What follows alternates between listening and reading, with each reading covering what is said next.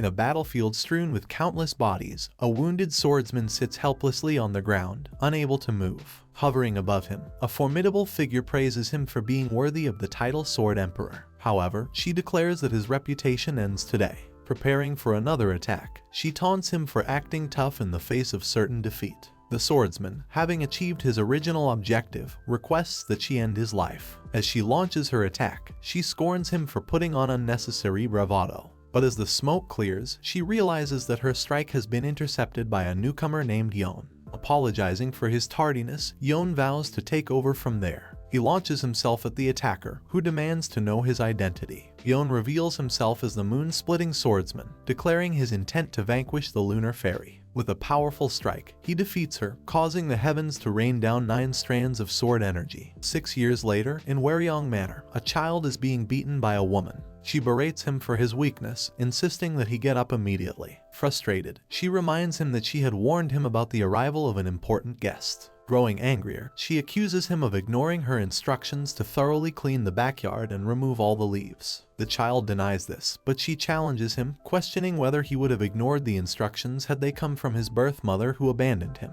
Despite his protests, she continues, suggesting that he would have listened if his father, who had been locked in a room for the past 6 years, had given the same instructions. Once again, the child denies it. Enraged, the woman accuses him of rebellion and promises to teach him a lesson. She proceeds to beat him while his siblings, her biological children, mock him for his fear and compare him to a turtle. In the forest where a group of people is traveling, a man remarks that the place hasn't changed in the past 6 years. His children gasp with excitement, realizing they have arrived and will finally meet their father's sworn brother, Uncle Yon. His wife asks why they can't see Yon yet. The man explains that she went to the top of the horse carriage, feeling stifled. Concerned, his wife calls out to Nangong Yon, asking her to come down before she falls and injures herself. The man reassures his wife, confident in her martial arts skills, and tells their son to be patient as he asks about Uncle Yon's strength. The man affirms that Yon is indeed powerful, recounting how 6 years ago, Yon's martial arts were unmatched and saved his life. He adds that Yon's 9 Heavens sword technique rivals their Nangong clan's advanced techniques. Surprised, the son wonders why Yon's martial arts aren't widely known.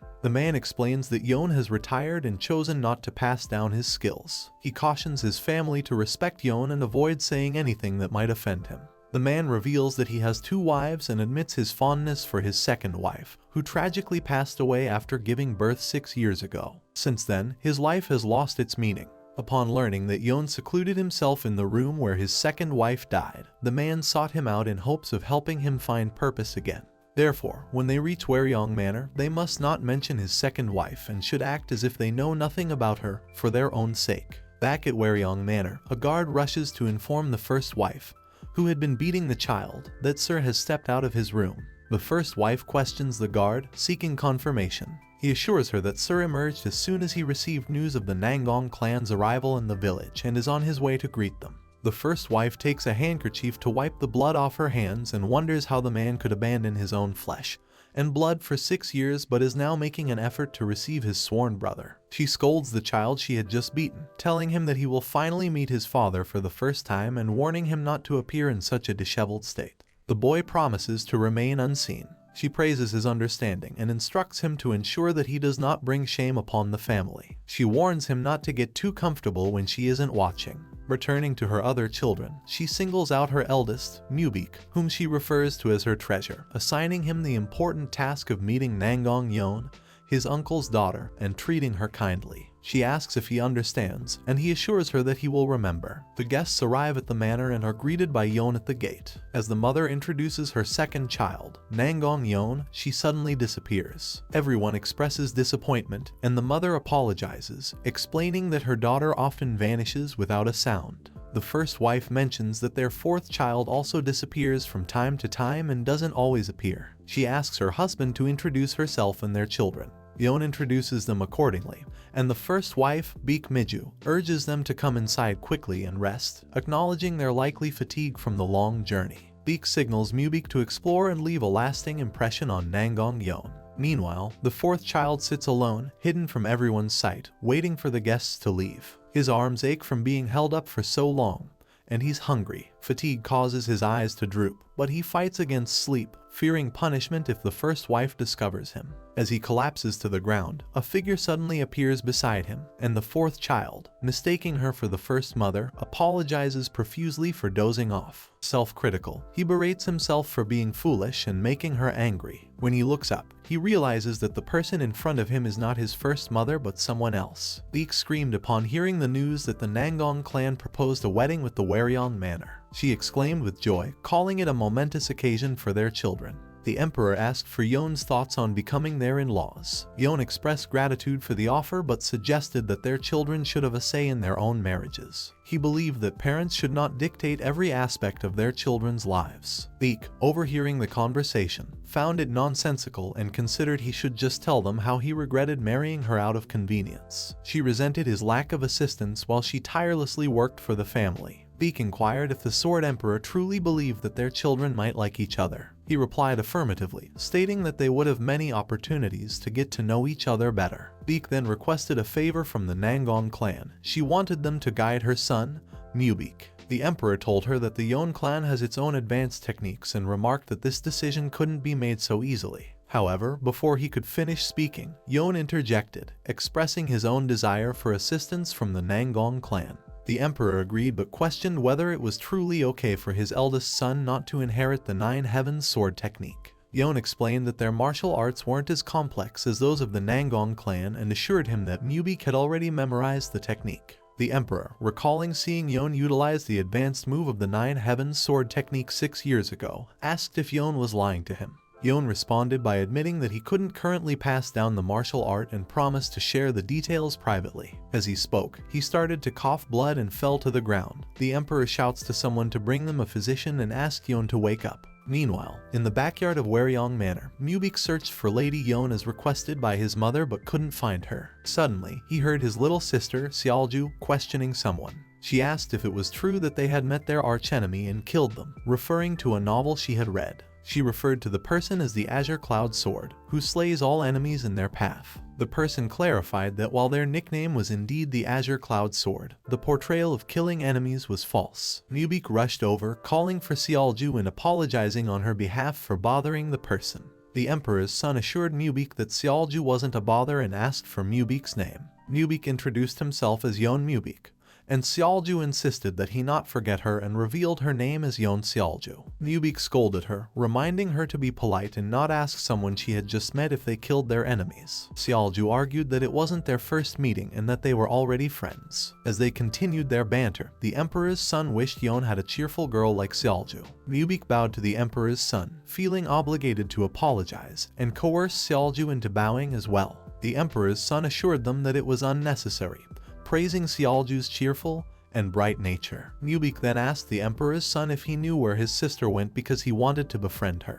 The emperor's son eagerly responded that he wanted to find her as well, suggesting that he could introduce them since they weren't acquainted yet. Mubeek agreed, expressing his desire to become friends with her, and inquired about Seolju's inability to speak. The emperor's son clarified that it wasn't that she couldn't speak. However, before he could finish his explanation, Seolju interjected, asking what the reason was. He explained that she had a small heart ailment, but he hoped that she would improve after befriending Mubeek. Seolju assured him that she would heal her and told him not to worry. Returning to the young boy kneeling before the mysterious girl, he contemplated her identity and admired her beauty. Suddenly, he remembered that his stepmother had warned him about important guests at the manor. Recognizing the elegance of the girl's attire and accessories, he trembled in fear, realizing that she must be one of the guests. He panicked, knowing that he had been instructed to stay out of sight from the guests. He attempted to run, but the girl grabbed his shoulder, causing him to fall to the ground. Terrified, he pleaded for forgiveness. The girl stared at him, wondering why he was constantly apologizing. She noted that she had only pulled him slightly and questioned whether he had never learned any martial arts. Observing the bruises on his body, she deduced that they weren't from martial arts training and concluded that he wasn't receiving proper care. She asked for his name, and he replied that he was Yeon Jiaka. She reassured him that she would protect him from that point on, and tears welled up in Jiaka's eyes. Nangong hugged him, comforting him. She then stood up, extending her hand to Jiaka. As he held her hand, she grabbed him and they both ran to a small exit on the wall. She crawled through the exit, but Jiaka was hesitant to go, but then she offered her hand from the other side of the hole. Gyaka accepts and they both escape the manor together. The beautiful girl Yeon is wearing an elegant dress as she leads the red-haired boy Jukha by holding his hand. They crawl through a hole in the city walls and enter the city. Jukha feels perplexed about where Yeon is leading him. They walk through the crowd and Jukha notices a food stall on the side of the street grilling meat on sticks. Yeon notices Jukha's expression and understands without any words. She leads Jukha to the stall and buys food for him. Jukha eagerly devours the meat sticks, seemingly starving. Yeon pats Jukha's head and smiles as she watches him happily eat. Jukha looks at the beautiful Yeon and they exchange smiles without saying a word. They continue walking through the bustling street in crowds when Yeon notices some towering men preparing their weapons. The men surround Yeon and Jukha. Jukha feels scared but Yeon remains determined and ready. She tightens her grip on Jukha's hand. At the Waryong Manor, Yeon Mu-ryong lies in bed after falling ill while Hyungnam sits beside him on a chair. Yeon Mu-ryong finally regains consciousness and asks Hyungnam if he had been worried about him. Despite feeling weak, Yeon Mu-ryong admits that he has no excuses for himself, lamenting his inability to even take care of his own body. Yeon Mu-ryong shares a story with Hyungnam while reflecting on his past and gazing out the window beside his bed. Yeon Mu-ryong reminisces about the past, stating that on the day she departed a part of him died as well. He vividly recalls holding her in his arms as she passed away, leaving behind a child who bore a striking resemblance to him with red hair just like his own. Yet he lacked the courage to face the child, fearing that he might harbor resentment towards them despite knowing that it wasn't the baby's fault for her departure. Determined, Yeon Mu-ryong sits up in bed and entrusts his final request to Hyungnam as a brother. Yeon Mu-ryong acknowledges his unworthiness to make such a request but implores Hyungnam to take care of the children and his clan. Outside the Waryong Manor, Yeon's mother and Baek Mi-ju anxiously wait. They become relieved when the guards arrive with Yeon and Jukha. Yeon's mother rushes to embrace her, asking where she had been and if she is injured. Baek Mi-ju recognizes Jukha and rushes to him, holding him in her arms while expressing her worry and scolding him for wandering around. Yeon glances at Baek Mi-ju with a creepy stare as she knows the truth about her. Chin arrives accompanied by the other Yeon children Mu-baek and Seolju and asks Yeon where she had been, mentioning that they had searched everywhere. Chin pats Yeon on the back, jokingly suggesting that she had climbed the roof again. Mu-baek also notices Yeon and blushes when she looks back at him. However, he then realizes that Yeon is holding hands with Jukha, leaving him intrigued but unable to say anything. Chin suggests that the kids look tired and suggests bringing them inside first. In July of that year, the moon-slashing swordsman Yeon Mu-ryong passed away in his sleep. To address the absence of the eldest son after Yeon Mu-ryong's death, Baek Mi-ju summoned 20 warriors from his own family, the Baek family, to the Crouching Dragon estate. These warriors became the armed force of the estate known as the White Tiger Squad. With Yeon Mu-baek gone for training in the Namdong clan, Baek Mi-ju unquestionably assumed ownership of the Crouching Dragon estate. Inside an outbuilding of the Crouching Dragon estate, Baek Mi-ju frantically searches while screaming her heart out. She demands to know where it is and one guard falls to his knees. Baek Mi-ju glares at him in anger and asks if he found it. The guard explains that they have thoroughly searched the entire estate but could not find the martial book that the eldest son left behind. She orders the guard, screaming to immediately store away anything related to Yeon Mu-ryong and ensure that she doesn't see it. Following Baek Mi-ju's orders, the guard throws Jukha into a small wooden shed far away from their home along with all of Yeon Mu-ryong's belongings. Jukha pleads for his life, but the guard coldly states that the shed is now his room.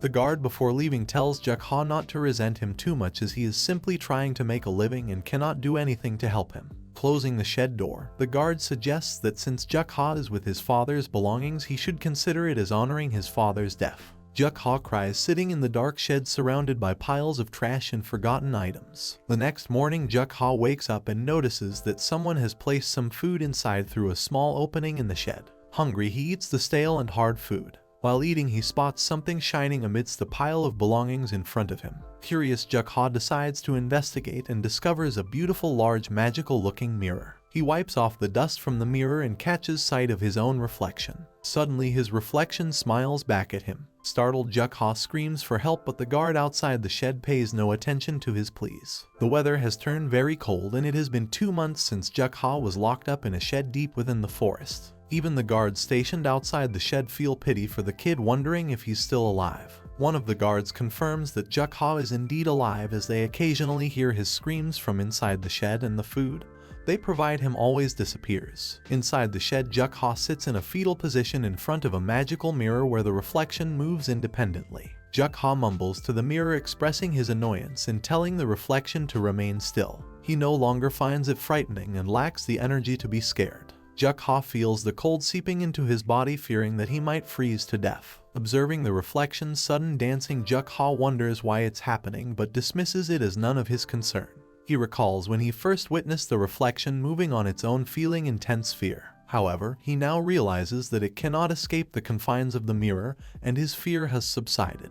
The reflection in the mirror appears to be performing martial arts moves, with the stick catching Jukha's attention when he recognizes a familiar technique. Jukha recalls his past, remembering how he used to observe his brothers practicing their martial arts, specifically the move from the Nine Heavens worldly technique. As memories of his past flood back, Jukha recalls the words of their master, which he used to listen to and observe from the sidelines. Inspired by the reflection's display, Jukha picks up a long stick and begins to imitate the movements. He hopes that by following the reflection's actions he can prevent himself from freezing to death. With determination, Jukha starts copying and training alongside the reflection. After persistently training with the reflection, Jukha finally masters the technique and realizes that he no longer feels cold. As he follows the movements and performs the technique, a warm wind begins to blow. Jukha realizes that if he can maintain the technique well, he can easily endure the cold for an entire day. The reflection demonstrates the full potential of the technique by conjuring fire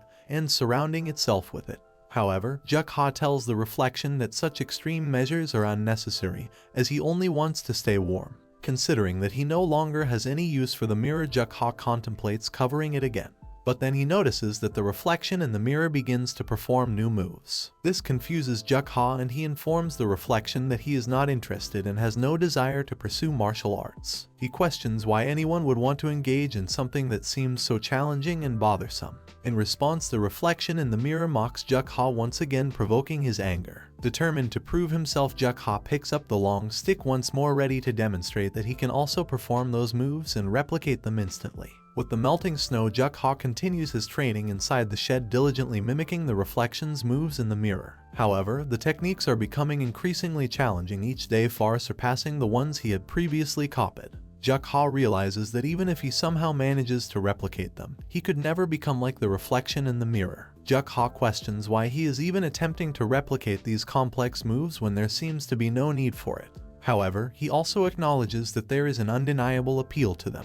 He reflects on the 8 steps of the Nine Heavens worldly technique shown by the reflection, previously realizing that they were already quite difficult. The current moves, however, far surpass their difficulty. Jukha remembers that even when his brothers were training, Jukha confronts the boy in the reflection, questioning if he has been deliberately withholding important information about the moves. The boy responds with a smile and continues to mock Jukha. Feeling frustrated by the boy's pettiness, Jukha decides to cover up the mirror. However, the boy inside the mirror peeks out from under the cover, catching Jukha's attention. Jukha asks the boy if he is finally going to reveal the information, warning him that if he lies he will never look at the mirror again. Suddenly, magical glowing text appears on the mirror, and the boy inside the mirror points to the text. Jukha begins to read the text, which reveals the name Nine Heavens True Eternal Technique. As he reads, additional profound and complex texts appear on top of the mirror. Despite their complexity, Jukha feels as though the contents are flowing into his mind like water. Soon he realizes that the martial art he has been following is called the Nine Heavens Master Sword.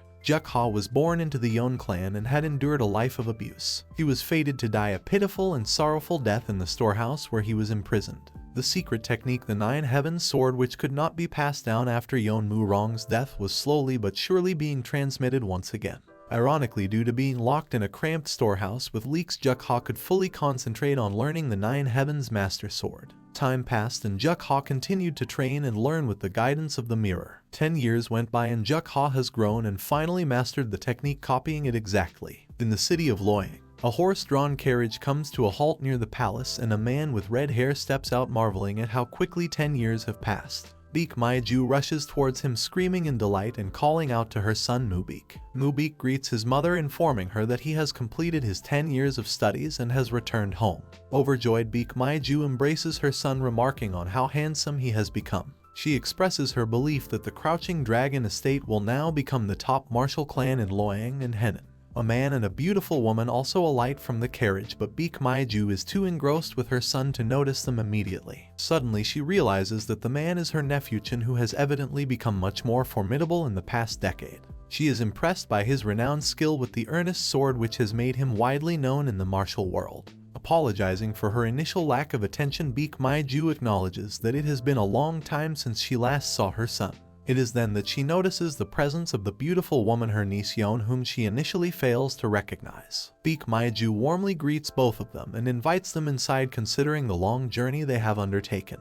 Baek Mi-ju begins conversing with Chin, but she notices that Yeon appears distracted and ignores her questions. Yeon silently walks away and enters the house without uttering a word. Chin expresses his concern over Yeon's apparent disrespect, but Baek Mi-ju, although displeased, dismisses it as inconsequential. However, she admits to being worried about Yeon's illness, believing that it hasn't improved. Chin reassures her that Yeon's condition has actually gotten better. Baek Mi-ju leads the guests, including her son, into the palace, urging them to follow her. Along the way, she approaches a guard and instructs him to immediately send a message to everyone. She sternly warns them to ensure that a certain woman, whom she refers to as a wench, is prevented from going anywhere near the storage area. Baek Mi-ju expresses her frustration that this arrogant woman is still fixated on Juk-ha despite 10 years having passed. She orders the guard to convey this message promptly. The guard, feeling nervous, hesitantly informs Baek Mi-ju that he was about to share some news. He reveals that since the previous evening it has been unusually quiet in the shed. Upon investigation, they discovered that Juk-ha was no longer in the storage shed. Baek Mi-ju, filled with anger, grabs the guard by the neck and demands an explanation. She shouts at him to speak clearly and properly, insisting that he clarify the situation. The day before, Juk-ha had dedicated countless hours to practicing and learning martial arts with the guidance of the boy in the mirror. After 10 years of persistent effort, Juk-ha finally feels that he has achieved perfection. Approaching the mirror, he expresses his gratitude to the young boy, acknowledging that memorizing the 900 letters he mentioned has miraculously resolved all the challenges Juk-ha faced. Curious about what to do next, Juk-ha asks the boy in the mirror for guidance. The boy points upward, directing Juk-ha's attention to a hole in the ceiling through which sunlight streams. With a smile, the boy in the mirror implies that Juk-ha should look up. As Juk-ha gazes upward, he notices the hole in the ceiling and the beautiful sunlight pouring through it. This sight is a stark contrast to the darkness and poverty he had endured in the storage shed for the past 10 years. The sky he sees after a decade feels remarkably beautiful to him. Filled with wonder, Juk-ha makes a decision. He jumps out of the shed through the hole, feeling the soothing warmth of the air outside. Although he briefly wonders if it is permissible for him to leave, the sight of the boy's smile in the mirror and the captivating view of the city convince him otherwise. In the present, Baek Mi-ju, accompanied by the guards, forcefully enters the storage shed and is met with an empty and deserted space. Her attention is drawn to the hole in the ceiling, leaving her to wonder how Juk-ha managed to reach it, whether it was due to a thunder strike or some other means. Baek Mi-ju contemplates the situation, questioning Juk-ha's method of escape. The guards inquire if they should search for Juk-ha, but Baek Mi-ju responds with anger, stating that there is no need to capture a disrespectful person who left without showing any gratitude for the care he received. She considers Juk-ha a foolish individual, believing that leaving the shed won't bring about any real change. Baek Mi-ju predicts that being a 6-year-old in a grown body, Juk-ha will soon face starvation, illness, and ultimately death due to his lack of survival skills. Meanwhile, Juk-ha roams the city streets with a broad smile on his face, radiating confidence and a sense of contentment. Baek asks his mother if the youngest really ran away from home, and Baek Mi-ju nervously confirms that it's true, believing that he left about 3 days ago. She mentions that she has sent people to search around town for the last few days, but they couldn't find him. Baek expresses his concern, noting that Juk-ha doesn't have anywhere else to go. However, Baek Mi-ju avoids eye contact and suggests that he might have been inspired after hearing about his elder brother's successful return. She emphasizes that it's hard to know what someone is truly thinking. Suddenly, Baek notices Yeon walking into the room and becomes nervous. He asks her why she's here instead of going to the inn. However, Yeon ignores his question and stares intently at Baek Mi-ju. Nervously, Baek Mi-ju explains to Yeon that if she came because she's worried about Juk-ha, she shouldn't worry too much. She mentions that children Juk-ha's age often run away from home. Yeon starts to notice something peculiar. Baek Mi-ju claims that Juk-ha ran away only 3 days ago, yet the blankets and furniture show no signs of dust, as if they were recently purchased. Additionally, the room appears unkempt and shows no signs of human habitation. Baek Mi-ju nervously tries to assure Yeon that they're making efforts to find Juk-ha, but Yeon leaves without uttering a word. Baek attempts to stop Yeon, but she ignores him. Angry, Baek Mi-ju comments on Yeon's lack of manners and wonders how much she looks down on Crouching Dragon Estate to behave that way. Baek nervously questions if their youngest son truly ran away from home or if something else happened, as he has never seen Yeon the disciple sister act that way without reason. Disciple sister is a nickname given to the woman known for her ability to read people's minds with a flower-like face. It is said that there is nothing she can't solve once she becomes interested in something. There's even a saying that goes, even if you can deceive a ghost, you can't deceive the lovely mind reader. If someone like her is in such a bad mood to cut off communication, there must be a reason behind it. Baek Mi-ju is angry and asks Baek if he thinks that his own mother could have killed that insignificant child. Baek clarifies that it's not what he meant, but he wonders if something really happened to Juk-ha. Baek Mi-ju tells Baek not to dwell on it too much and reminds him that Juk-ha didn't live with them. However, it is true that he ran away. Confused, Baek asks where Juk-ha lived then. Baek Mi-ju with anger reveals that since Baek had never seen his own father's face even once, she generously allowed Juk-ha to live with his father's belongings. Baek rushes and finally arrives at the storage shed following his mother's instructions, only to find Yeon already there. He wonders how Yeon managed to find this secluded place and approaches her. Yeon explains that despite being the most remote location in Crouching Dragon Estate, there were many people guarding it, giving the impression that there was something she wasn't supposed to see. However, just by observing the surroundings, she understands the reason behind it: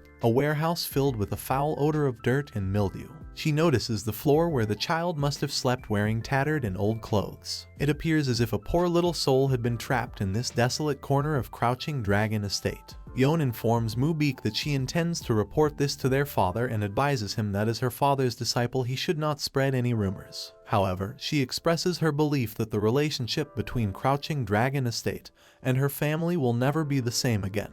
Yeon concludes by informing Baek that she will return with her elder brother. Angry and deep in thought, Baek stands alone in the empty shed, contemplating the gravity of Yeon's words and considering his next course of action. Meanwhile, in the town, Juk-ha marvels at how much everything has changed. The unfamiliar streets confuse him due to the numerous alterations. As he walks amidst the bustling crowd, he contemplates his decision to venture beyond the town and wishes he had simply climbed the mountain to escape. However, he had only intended to explore briefly. Suddenly, Juk-ha collides with someone and realizes it's the guard who used to watch over the shed. Filled with panic, Juk-ha attempts to flee, but the guard stops him, recognizing his face from somewhere. The guard calls out to Juk-ha and demands that he reveal his identity. Overwhelmed by fear, Juk-ha starts running, desperately searching for an escape route. Eventually, Juk-ha discovers the exit gate, but the guard is closing in on him rapidly. With great haste, he reaches the gate just in time, but the guard continues to pursue him relentlessly. As the city gate is on the verge of closing, a dramatic turn of events unfolds. The guard stumbles and nearly gets crushed by the massive gate. In a surprising display of strength, Juk-ha effortlessly holds the gate with his hands, saving the guard from a disastrous fate.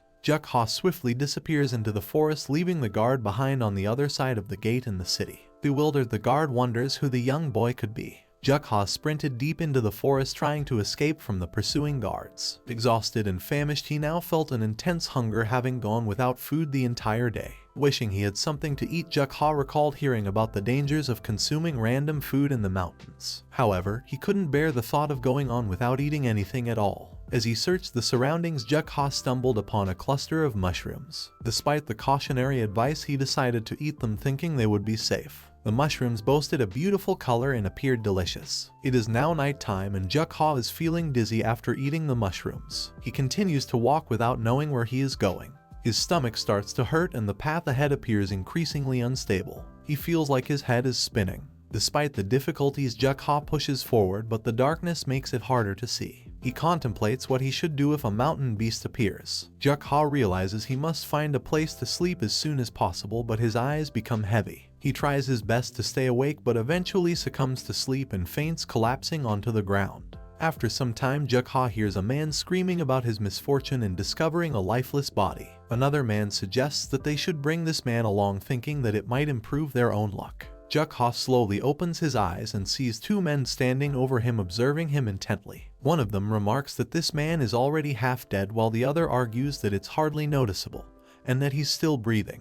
Eventually, the men decide to take him in because it's the first time they've encountered someone who is in worse condition than themselves. One of the men speculates that judging by his appearance, this man used to be a beggar, so if they save his life, he'll be able to fend for himself. They come to the conclusion that allowing him to share their belongings won't bankrupt them. Jukha regained consciousness, but he was experiencing a peculiar vision of a fairy or goddess calling out to him. Confused, Jukha wondered where he was when suddenly he heard a voice and woke up. Sitting up, Jukha noticed one of the men telling him that he seemed completely fine but had been talking in his sleep. The men asked Jukha why he had been wandering around in the forest and why he had collapsed on the mountain roads. They informed him that if it hadn't been for them, he would have been eaten by one of the mountain beasts. Jukha expressed his gratitude and inquired about their location. The men revealed that they were bandits and that they were currently in Mount Wufeng hideout. One of the men introduced himself as Tak Gomayang, the second eldest among the 6 brothers-in-law. Each member then introduced themselves to Jukha. The leader Peng Yoncho mentioned that since they had saved Jukha's life, he should gradually repay them in some way. Jukha appeared confused and nervous, but one of the men scolded him, stating that Jukha must sincerely learn and work for them to repay their kindness. Harim Dao offers some food to Jukha, who nervously asks if he can eat it. Jukha thinks there are many mouths to feed, and he worries that by eating the food he would be taking away someone else's share. Humbly, Jukha declines the food, stating that he is not hungry. However, the man insists that Jukha is lying, mentioning that his stomach was rumbling even while he was asleep. Jukha admits that it's true but explains that he doesn't have any money. Harim Dao assures him that he doesn't need to pay. Observing Jukha, the men believe he is around 15 to 16 years old and decide that they can assign him some side chores. Tak Gomayang comments that Jukha seems like a good kid and thinks he will do the work well. Hyunam takes Jukha outside while Jukha screams and pleads to be let go. Hyunam leaves Jukha outside and questions how he plans to find wild vegetables in his current condition, leaving Jukha confused. Hyunam explains that if Jukha joins them, he won't have to worry about starving. However, Jukha refuses, stating that he can't become a bandit because he lacks strength and isn't good at anything. Hyunam then shows Jukha the ropes and finally asks for his name. Jukha introduces himself and Hyunam declares that he is now their 7th brother. In that moment, Yeon Jukha experienced excitement for the first time in his life. Memories of his stepmother, who constantly berated him, his indifferent brothers, and the torturous warehouse they all endured flashed through his mind. They felt as though something hardened in his heart was beginning to crack. As each piece fell away, it was as if a lightning bolt struck him from head to toe. Hyunam informed Jukha that he would not only assign him chores but also teach him martial arts. However, for now he needed to learn how to handle his responsibilities. Although the bandits had limited martial arts skills due to their humble backgrounds, they frequently sustained minor injuries during their mountain expeditions. Nevertheless, they found contentment in the little joys of everyday life, cherishing each day as it came. Ironically, it was only after joining the bandits that Jukha truly experienced happiness for the first time. However, one day as the bandits bowed down before a group of men, they were ridiculed, being likened to a gathering of beggars. The Bandit Union was a name coined by the bandits themselves to glorify their group, but it had been a subject of ridicule for many years. Then one day a gigantic man emerged and proclaimed himself as the Blade of the Bandit Union. As news of his notorious deeds spread, experts from the 7 sects and 2 schools attempted to subdue him, but not a single person succeeded. His fame and authority continued to soar with each passing day, earning him the title of the Shattering Heavens Demon Lord and solidifying his position among the top 10 strongest experts. As the Bandit Union's status grew, it became the aspiration of all bandits and martial artists associated with the Chaos Sect. At the Bandit Union's Mount Dabi hideout, Jukha and his bandit group from Mount Wufeng are pleading with the leader and vice leader for recruitment into the Bandit Union. The vice leader, a black masked man named Yom Sang-cheol, and the leader known as the Poison-Eyed Blood Blade Lee Young-on are in charge. The leader questions whether the bandit group thinks the Bandit Union is a joke and yells at them, demanding to know if they have the qualifications to represent the Bandit Union. Hyunam, a member of Jukha's group, assures the leader that they will find more members, but the leader shouts that they need a minimum of 10 members who can serve as a combat force, and even that is insufficient. Jukha becomes nervous and wonders who this person is that can speak to Hyunam in such a manner. The leader explains that even the guards of a merchant group alone would surpass 10 people and states that they are wasting their time. However, the vice leader whispers something in the leader's ear. The vice leader wants to recruit Jukha's group, emphasizing that they have only mobilized 1 mountain hideout and time is running out. In 2 weeks, the head hideout leader will inspect their progress, and it won't be good if they don't meet the required number. The leader is concerned that accepting this group of misfits would lead to their demise if it were revealed, but the vice leader assures him that there's no need to worry. He explains that the area is controlled by large merchant groups and maintaining a mountain hideout in Henan province would be challenging even for them. The Mount Davy hideout would eventually be taken over and disappear due to the influence of these merchant groups. Moreover, there would be no evidence of these newcomers living there. The leader understands the vice leader's reasoning, who concludes that all they need to do is fulfill the recruitment quota. The bandit group is accepted into the bandit union, which surprises Humnum. However, the leader explains that they need to recruit 10 more members before winter and emphasize that they should not tarnish the bandit union's dignity by fleeing from nearby merchant groups in fear. The bandits of Mount Wufeng began celebrating without knowing the reason. This was because most merchant groups paid the passage fees simply by raising the bandit union flag. However, the 2 experts from the Mount Davy hideout who were aware of the strength of the nearby merchant groups had expected the Mount Wufeng hideout to disappear within 2 months. However, their expectations were way off. Humnum and his bandits were excited, and from that day onwards they were officially part of the bandit union.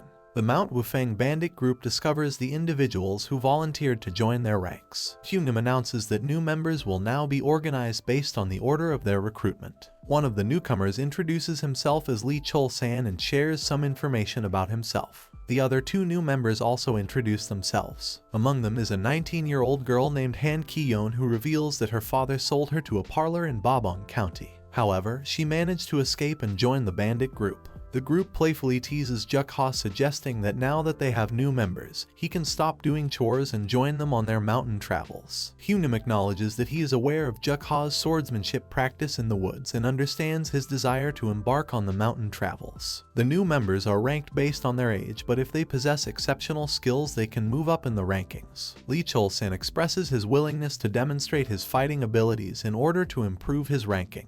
The others agree and ask him to select his opponent. Li Chul-san chooses Juk-ha, who appears somewhat absent-minded. Juk-ha, determined to join the mountain travels, accepts the challenge and agrees to the fight. They begin the fight and Li Chul-san overconfidently throws the first punch. However, Juk-ha easily dodges it and attempts to counterattack. It is at this moment that he realizes he does not have the weapon he had practiced with. Li Chul-san retaliates and lands a punch on Juk-ha, causing him to fall to the ground. Frustrated, Juk-ha realizes he feels powerless without a weapon. He continues to be struck by punches, growing increasingly angry. Eventually, Juk-ha reaches his breaking point, lets out a scream, and lands a powerful punch on Li Chul-san, further fueling his anger. In response, Li Chul-san pushes Juk-ha to the ground again. As Juk-ha lies on the ground, he musters his determination and declares that he won't give up his position. He challenges Li Chul-san to continue the fight until the end. Juk-ha mocks Li Chul-san and stands up again, prepared to face him once more. He is determined not to surrender his position to Li Chul-san. Li Chul-san is puzzled by how Juk-ha, despite being beaten so severely, is still standing and taunting him. Li Chul-san grows angrier and charges at Juk-ha to attack him. Juk-ha possesses an extraordinary martial arts skill called the Nine Heavens Sword concept, but he hasn't yet learned how to effectively use that strength. Consequently, he is unaware of his own strength. However, his determination to conquer the mountains and his strong desire to win are enough to awaken the Nine Heavens Kai that Juk-ha had accumulated during his 10-year confinement. Juk-ha decided to consider his punch as a weapon and used all his strength to strike Li Chul-san's stomach. Initially, Juk-ha believed that his attack hadn't been effective because he lacked an actual weapon. However, his punch unexpectedly forced all the life out of Li Chul-san, causing him to collapse and lose consciousness. The sight of Li Chul-san on the ground shocked everyone. The leader then made an announcement declaring Yeon Juk-ha as the victorious participant in the rank match. Consequently, Juk-ha retained his position as the 7th ranked member of the Mount Wufeng hideout. Later at the hideout, Tak Go-myung gives Juk-ha a sword, stating that the elder is impressed by his fighting skills and wants him to have the weapon. Additionally, he mentions that Juk-ha can now join the trips to the mountains starting tomorrow. Juk-ha becomes excited, but Tak Go-myung advises him to remain calm, reminding him that winning a fist fight is different from winning a sword fight. Tak Go-myung stands in front of Juk-ha brandishing his sword, while Juk-ha confidently asserts that he would have easily won if it were a sword fight instead of a fist fight. In response, Tak Go-myung points his sword at Juk-ha, instructing him to be silent, and declares that he will teach him his exorcism sword technique. Jukha eagerly embraces the opportunity, and their training begins. The following day, a merchant caravan was traveling through the mountains. The leader of the caravan, seated on his throne, expressed his dissatisfaction with his sleep, feeling a sense of impending doom. He turned to his subordinate Kang and inquired about the reason behind his unease. Kang attributed it to the rumors circulating about some petty thieves appearing in Mount Wufeng. However, Kang assured the leader that there was no need to worry, as even sea dragons from the depths of the towers wouldn't be able to harm them, with him by their side wielding his illuminating sword Kang Mudik. Suddenly an arrow was shot toward the leader, but Kang swiftly spotted it and caught it in midair. Kang, now furious, noticed a group of bandits approaching them. This area is the territory of the Bandit Union's Mount Wufeng hideout. Kang is astonished to see that there are only 10 members in the bandit group claiming to be part of the Bandit Union. Kang exclaims that it seems their merchant group has underestimated the situation, as they are now being threatened by mere thieves. The bandits feel angered and insulted by Kang's mockery. The leader suggests shooting multiple arrows at them, threatening the merchant group. He gives the order to shoot arrows, but Kang skillfully cuts and deflects all of them in midair, further ridiculing the bandit group. The bandits are shocked and scared, realizing that Kang is an expert. Kang is prepared to attack them, and the bandits contemplate their next move. The leader instructs the others to flee while he distracts Kang. However, Jukha disregards the leader's plan and confidently steps forward alone, brandishing his sword.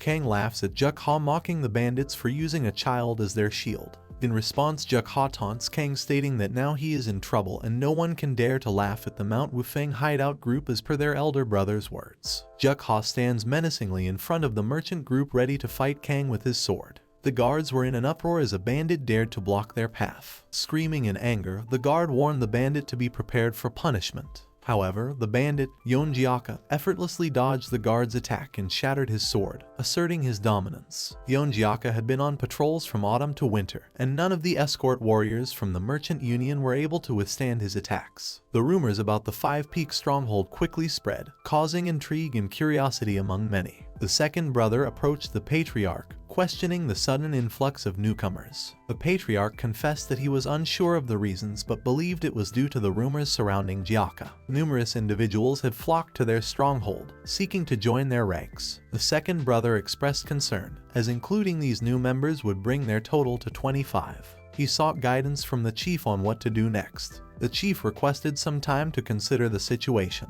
3 months later, the Five Peak stronghold had grown rapidly, gaining recognition within the Henan province. The morale among the members was soaring. However, as the stronghold expanded, others with their own plans began to emerge. Shimyonggak, known as the Gumul Northern Sword and ranked 26th, discussed their strategy with Hwang Yamyong, ranked 29th. They believed that taking down number 7, Jiaka, would pave the way for their success. They also planned to target the chief, Poon, and the vice chief, Tak. The rest of the hierarchy, up to number 6, would be easily defeated. Shimyonggak confidently declared that he, ranked 26th, could overpower the chief and vice chief. Hwang Yamyong questioned whether their chief and vice chief's martial arts skills were worthy of the Green Forest's recognition. He wondered if Jiaka was even more powerful than the rumors suggested. Shimyonggak dismissed this notion, believing it was unlikely. However, he acknowledged that they hadn't witnessed Jiaka's abilities firsthand due to unfavorable weather conditions. At that moment, an individual entered the room, assuring them that regardless of Jiaka's power,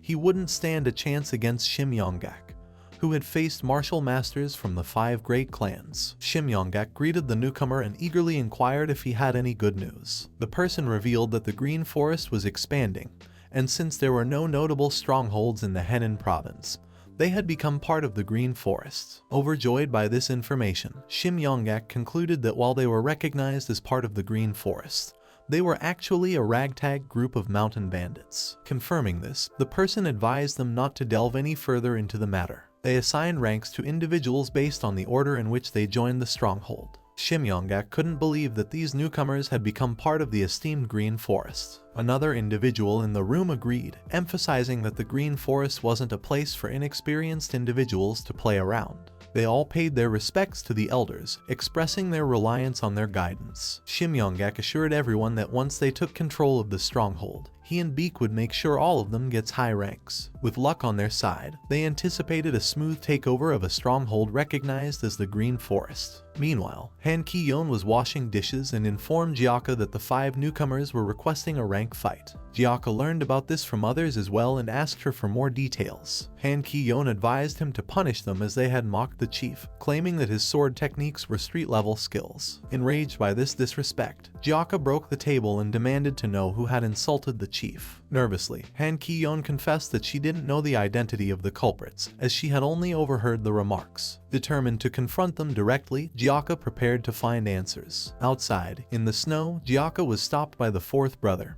who questioned his late-night rush. Jiaka revealed that he had heard about the newcomers mocking the chief and vowed to rip their tongues out if it were true. The 4th brother reminded Jiaka of their plan to return to the mountains once the snow subsided, emphasizing the importance of having full control over their hands and legs. Concerned, the 4th brother urged Jiaka to return and avoid catching a cold. The next day at 5 Peak Stronghold, the chief gathered everyone and announced the rank fight request. While they typically didn't accept rank fights, the chief acknowledged that those who desired to climb the ranks shouldn't miss this opportunity. He invited anyone willing to challenge their ranks to step forward. Number 26 arrogantly entered the scene, mocking the chief for his supposedly loud voice even though he's a nobody. Unfazed, the chief inquired if these 5 individuals were the only challengers. He explained the process, indicating that they could choose their opponents, but they would have to face each challenger according to the established sequence starting from number 7. The chief asked them to state their preferred opponents. Number 26 declared that they all aimed for the top spot, challenging number 1. The chief questioned if they would regret their decision, to which number 26 scoffed, asserting that all 5 of them were renowned martial masters in the Henan province. They had no reason to fear someone who had learned sword techniques from a mere drug peddler. One of the challengers mockingly remarked that they couldn't possibly be defeated by the chief's heaven and earth blade technique. Showing his disrespect, number 26 spat on the ground where the chief stood, displaying his contempt. He brazenly suggested that they proceed quickly since he was feeling hungry in the chilly weather. Controlling his anger, the chief informed them that they would adhere to the established sequence and called for Jiaka to step forward. Jiaka emerged from the crowd, emanating a daunting pressure that sent shivers down the spines of the challengers. In a commanding tone, Jiaka announced that he thought he was going to die because of the pent-up anger and demanded to know which of these fuckers wanted to be the first to face his wrath. Jiaka looked around at the scared challengers, waiting for someone to step forward. The hesitant group remained silent, and the elders began pressuring them to take the lead. Number 26 hesitated, feeling that being the first would reflect poorly on him. Beek supported this notion, stating that it was customary for lower-ranking individuals to go first. The person who was forced forward remembered that this wasn't what they had agreed upon earlier. His stomach churned with unease, sensing the danger that Jiaka posed. He wanted to assess the situation first, but his companion pushed him towards Jiaka. Jiaka fixed his gaze on the hesitant challenger and asked if he was the first to fight. The challenger convinced himself not to be afraid, realizing that backing down now would result in a lower rank later. He reasoned that if Jiaka was skilled with swords, he simply needed to ensure he couldn't use one. Introducing himself as Chun Ilbo, the challenger proposed that he determine the victor using only their bare hands since they were not enemies. Jiaka agreed to the request. However, when Chun launched an attack, Jiaka effortlessly sent him flying with a single punch. The onlookers were astonished by this display of power. Jiaka called for the next challenger, and Yeom Sewung stepped forward. Yeom also declared that he would fight with bare hands, but the outcome mirrored the previous fight. Jiaka dispatched him with a single blow. The third challenger, Hwang Yamyang, introduced himself and requested a fight with weapons. Even in this scenario, Jiaka defeated him effortlessly. The 2 elders were astounded by how quickly and decisively Jiaka overpowered all 3 opponents, realizing that he was even stronger than they had anticipated. Witnessing the fear in their eyes, Jiaka asked if they were backing out of the fight. Beek tried to buy some time by claiming they needed to determine who was ranked higher between him and Shim. Stepping forward, Beek revealed a hand fan and introduced himself as Beek Jio. He informed Jiaka that he wouldn't use a sword against someone from the same stronghold. Jiaka replied that he wouldn't use his sword either. Beek, with a sinister smile, believed he had lured Jiaka into his trap. He attacked Jiaka with his fan, and Jiaka appeared to struggle momentarily. Beek mocked Jiaka, suggesting that he couldn't handle a mere fan. Shim recognized Beek's cunning, remembering how he had become a notorious demon in Henan province by using that very fan. He concluded that fighting that barehanded was as good as suicide, and he believed he wouldn't even need to fight. Gyaka realized that the fan was not an ordinary weapon and inquired about it. Beak became nervous as he witnessed his fan, which could crush boulders, having little effect on Gyaka. Gyaka retaliated by punching Beak in the face and asked him if he understood the concept of a fair fight. Beak was sent flying, much like the previous challengers. Everyone was amazed by the outcome of the fight. Gyaka then turned to the last challenger, Shim, and asked if he would use a sword. Shocked by Gyaka's overwhelming strength, Shim hesitated. He thought to himself that Gyaka was far stronger than the rumors had suggested. Finally, he declared that he had no intention of continuing the fight. He claimed that it was difficult to determine who was stronger between him and Beak Gyal, and that they didn't need to fight at all. Gyaka warned Shim, making it clear that if he dared to harm his brothers, he would meet his demise. Feeling humiliated by Gyaka's informal speech and now having to serve the others as his superiors, Shim vowed to repay Gyaka for the humiliation. In Hejia Village's Nanyang Merchant Union, an informant rushed through the streets, urging everyone to clear the way. Bursting into a room, the informant informed the master about a significant problem. He confirmed the rumors they had been worried about. The sightings of Shim Yonggak and Beak Gyal leaving the Five-Peak stronghold were true. The master understood the consequences of 2 of the 3 great demons of Henan province joining the Five-Peak stronghold. It would result in unstoppable growth. The informant also revealed that many merchant unions had suffered due to Shim Yonggak and Beak Gyal's actions during the past autumn. Lee Muryong, the master of the Nanyang Merchant Union, found this information intriguing and inquired about who became the chief between the two. The informant explained that Pung Yoncho, who employed the heaven and earth blade technique, was still the chief. Lee dismissed the notion, firmly believing that the information was incorrect. However, the informant clarified that the Five-Peak Mountain Bandits had grown to over 30 members, and they now had Shim Yonggak and Beak Gyal on their side. Concerned, the informant asked Lee what they should do. Lee reassured him, expressing confidence in the Nanyang Merchant Union. He declared that the bandits had 30 people, but the Merchant Union outnumbered them threefold. At the Five-Peak stronghold, Gyaka sat polishing his broadsword when someone approached him with a drink. The person expressed surprise at how easily Gyaka had defeated Beak Gyal, one of Henan's great demons. Gyaka dismissed Beak Gyal as a weakling from Henan. Intrigued, the person asked Gyaka about the peculiar way he was propping up his broadsword. Gyaka explained that in the past, it was said that martial masters could even cut people with a mere leaf. The person saw a resemblance to that description in Gyaka's actions and shared the thought with him before bidding farewell. Gyaka pondered these words and wondered how he could become skilled enough in martial arts to achieve such feats. He longed to meet someone who possessed that level of mastery. Suddenly, a guard on duty spotted fire arrows heading towards the stronghold and shouted to alert everyone.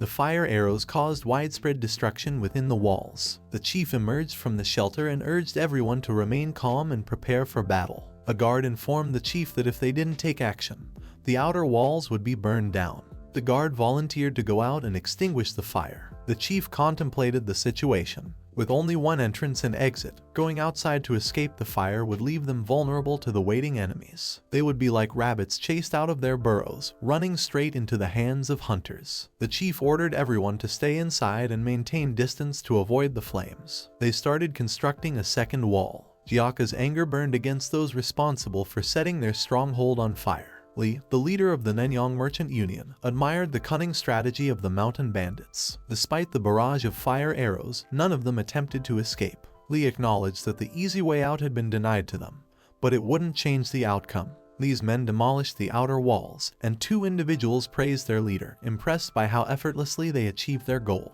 Lee expressed confidence that once the outer walls were breached, victory would come easily through superior numbers. The Merchant Union members were shocked to discover another wall behind the one they destroyed. They were unable to take any action as they had run out of oil. Just as someone was about to remark on the failed strategy, another person stopped them, mindful of the proud Union leader. The Union leader assured everyone to remain calm, as he had anticipated this scenario and had another strategy up his sleeve. A guard peered through a hole and warned the group that an individual wielding an axe was approaching. They asked the chief for guidance on how to handle the situation. When questioned if the person was alone, the guard confirmed it, mentioning that the individual only carried an axe. Shim speculated about the person's intentions, believing they wouldn't recklessly strike the wooden wall with an axe. The guard agreed, stating that it would be foolish to do so and suggesting that the person likely had a plan. Shim took a look through the hole and recognized the approaching figure as the heavenly swordsman, Lee Muryong. He announced to everyone that they were facing the Nanyang Merchant Union, led by Lee Muryong. one of Henen's 3 great demons. Jiaka found the situation unamusing and questioned is this as the enemy's leader in front of them. Frustrated by the bandits' mockery, Lee swung his axe at the wooden wall, confident that a single strike would destroy it. However, his smile vanished as the wall crumbled before him, revealing Jiaka dashing towards him. Lee asked Jiaka about his identity, but Jiaka countered with a question, asking if Lee was the leader. They clashed in battle, and Lee felt an immense power behind Jiaka's attacks, leaving him trembling. He wondered who this kid truly was. Lee deduced that Jiaka might be the bandit sword master of the 5 Peak Mountains and asked him about it, expressing surprise at Jiaka's young age. Jiaka responded by stating that what mattered to him was that Lee had set their home on fire. At the 5 Peak stronghold, Jiaka confronted Lee about his petty use of fire arrows despite having superior numbers. Lee defended his actions, referring to it as the fire attack strategy. Jiaka, perplexed, questioned Lee's compensatory plans. Lee grew angry and accused Jiaka and his comrades of establishing themselves on the 5 Peak Mountains, plundering others, and gaining a notorious reputation. He declared that he was there to represent Henan province and subjugate them.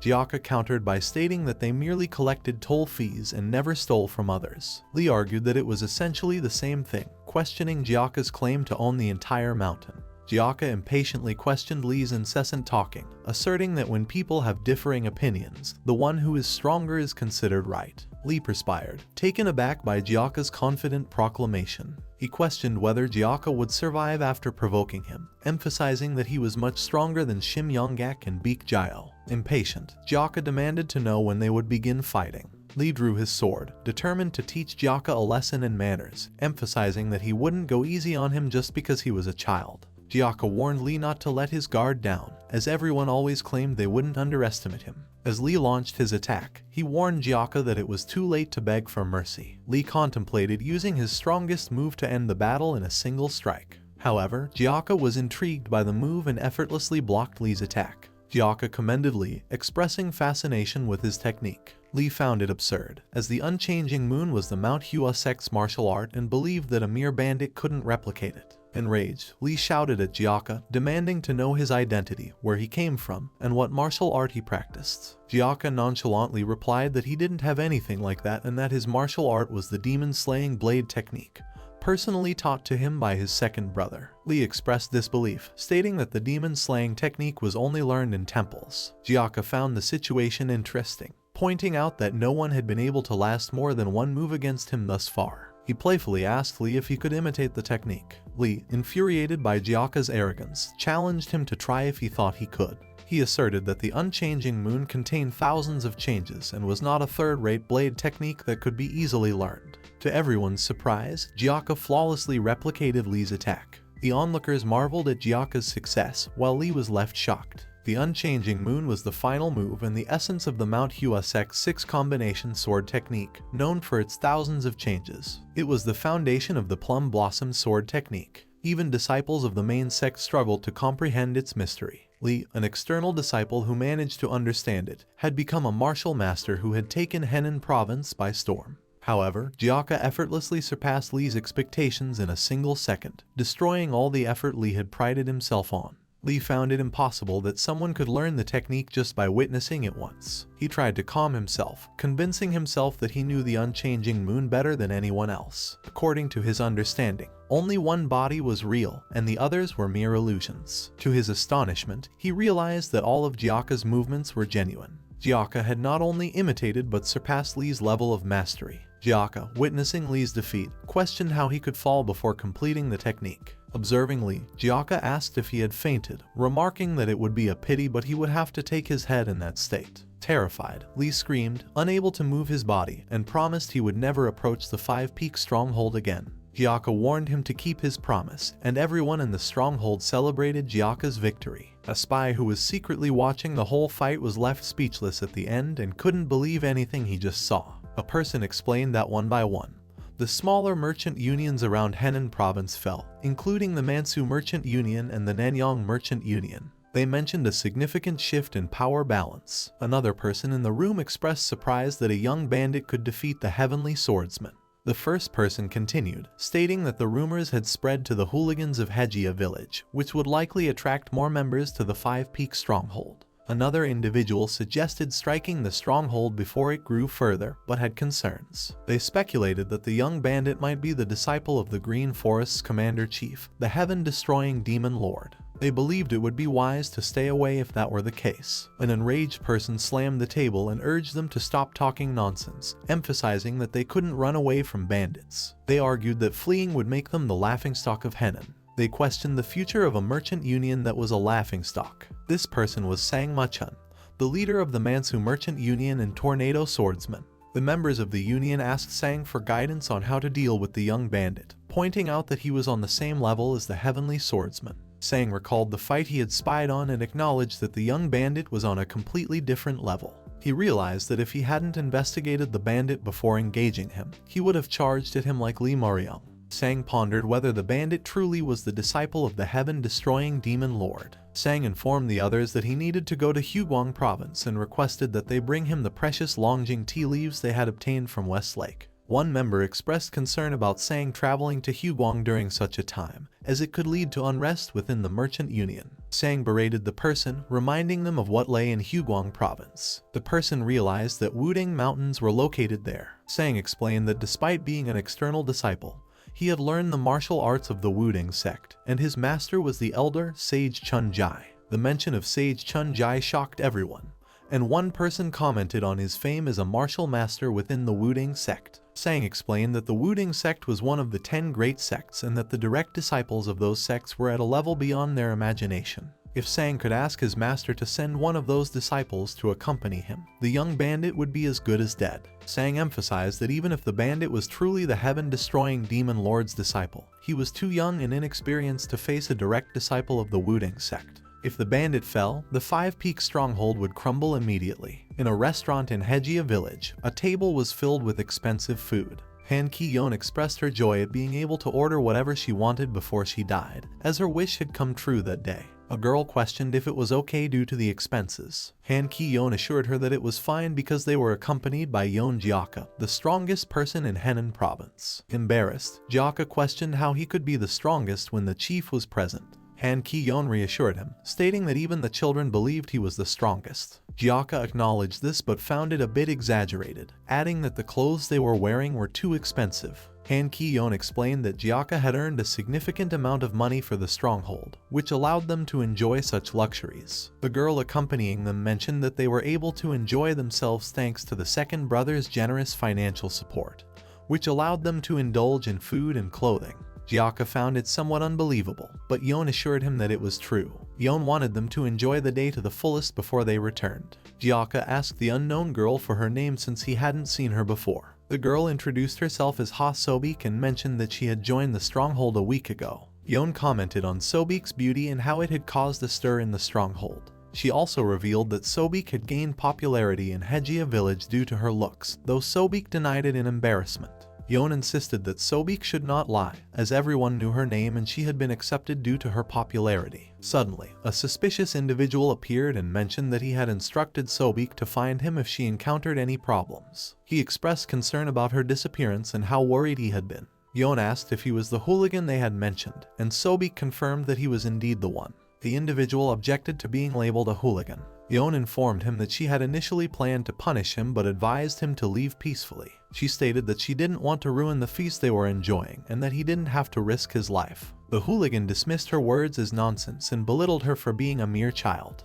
He placed his hand on Sobik's shoulder, tightening his grip, but Jiaka intervened. Jiaka, in a good mood, gave the hooligan a chance, counting to 10 and promising to spare his life if he left within that time. Jiaka began his countdown, while Yeon warned the hooligan to start running or face certain death. The hooligan arrogantly remarked that they were acting cocky and asked if they had heard of Guak Yongchul from Hejia village. Yeon admitted that she hadn't heard of him and suggested that he didn't know who they were either. Yeon explained to him that they are Five Peak Stronghold and the person sitting over there is the bandit who's good with swords. Before the hooligan could comprehend the situation, Jiaka finished his countdown and questioned why he was still there. Jiaka kicked the hooligan in the stomach, sending him flying through everything.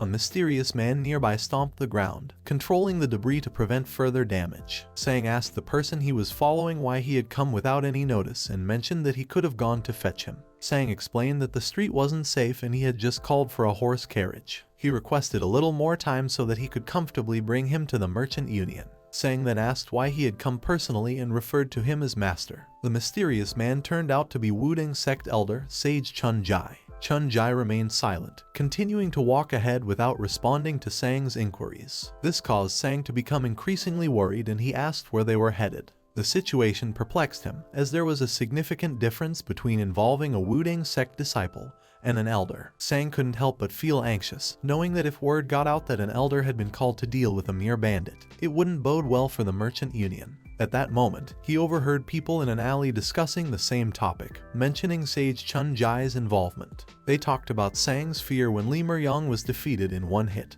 and how impressive it was that he managed to get an elder involved. One of them questioned the influence of the Mansu Merchant Union, and another person replied that it wasn't impressive and mentioned Sang being an external disciple of the Wudang sect. They remarked on Sang's fear and how he had tattled to his master, making him look pathetic. These words cut deep, making Sang feel humiliated and pathetic. Upon hearing this, Chun-Jai scolded Sang, expressing disbelief that Sang was letting market gossip affect him. He stated that Sang had much to learn. Sang apologized, acknowledging his mistake. Chun-Jai ordered Sang to undergo isolated training to strengthen his mind and body once this incident was over. Sang agreed to comply. As they walked further, Chun-Jai witnessed a man being sent flying, crashing through the walls of a nearby restaurant. The sight caught his attention, and he soon realized that the man responsible was none other than the young bandit everyone had been discussing. The bandit, Jiaka, and Chun-Jai locked eyes, their gazes filled with curiosity and intrigue. Sang shouted to his master, informing him that Jiaka was the bandit he had been talking about.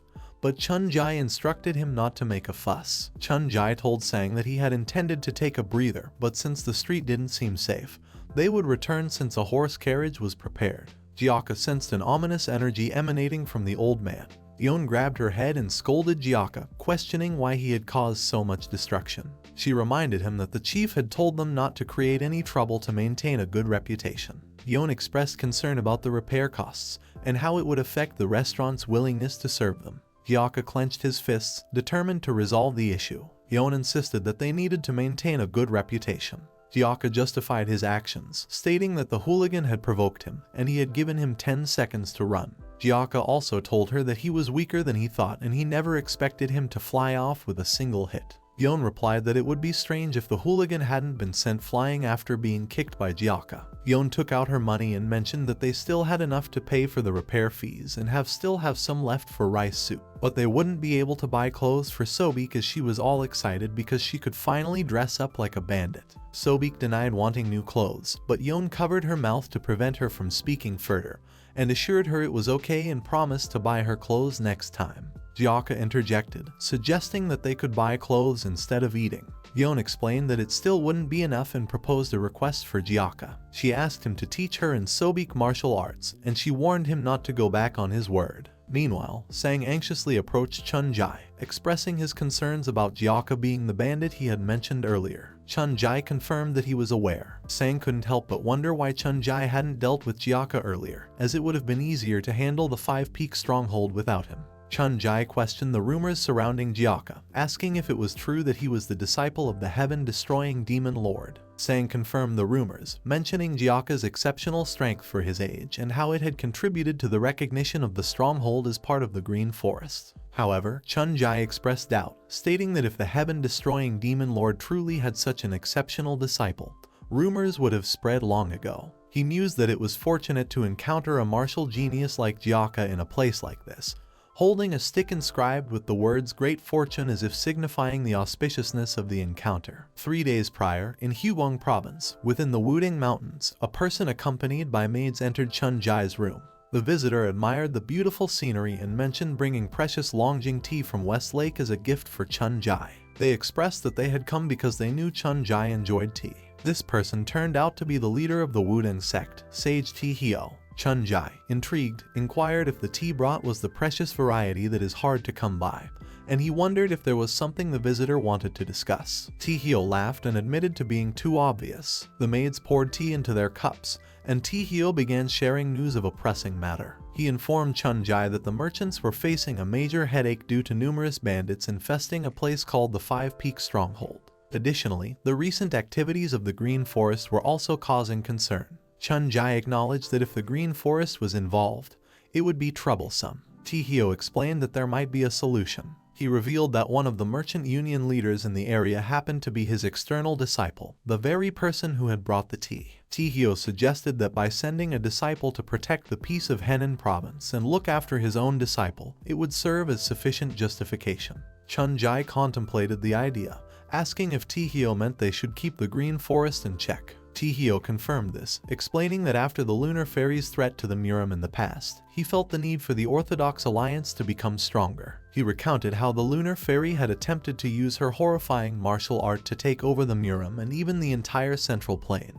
Although the Sword Emperor and Moon-Splitting Swordsman narrowly protected the Murim, their strength alone was no longer sufficient. Tae-hyo expressed his concern, stating that there was no guarantee the Murim wouldn't face another threat like the Lunar Fairy. He believed that even unorthodox sects posed a potential danger to the Murim. Tae-hyo specifically mentioned the heaven-destroying Demon Lord, the commander-in-chief of the Green Forest, who had slain numerous swordsmen. Tae-hyo explained that there were very few individuals in the current Murim who could stand up to him. Chun-Jai proposed a condition to Tae-hyo. He requested to handle the subjugation of the Five-Peak stronghold by himself alone. Nervously, Tae-hyo questioned why Chun-Jai wanted to do that. Chun-Jai responded by sharing his personal experience. He mentioned that despite managing the place for the past 10 years and going through countless rites and divinations, he had never seen either fortune or misfortune in his future. He believed that a life without ups and downs was his fate. However, that very morning, he received a divination of great fortune,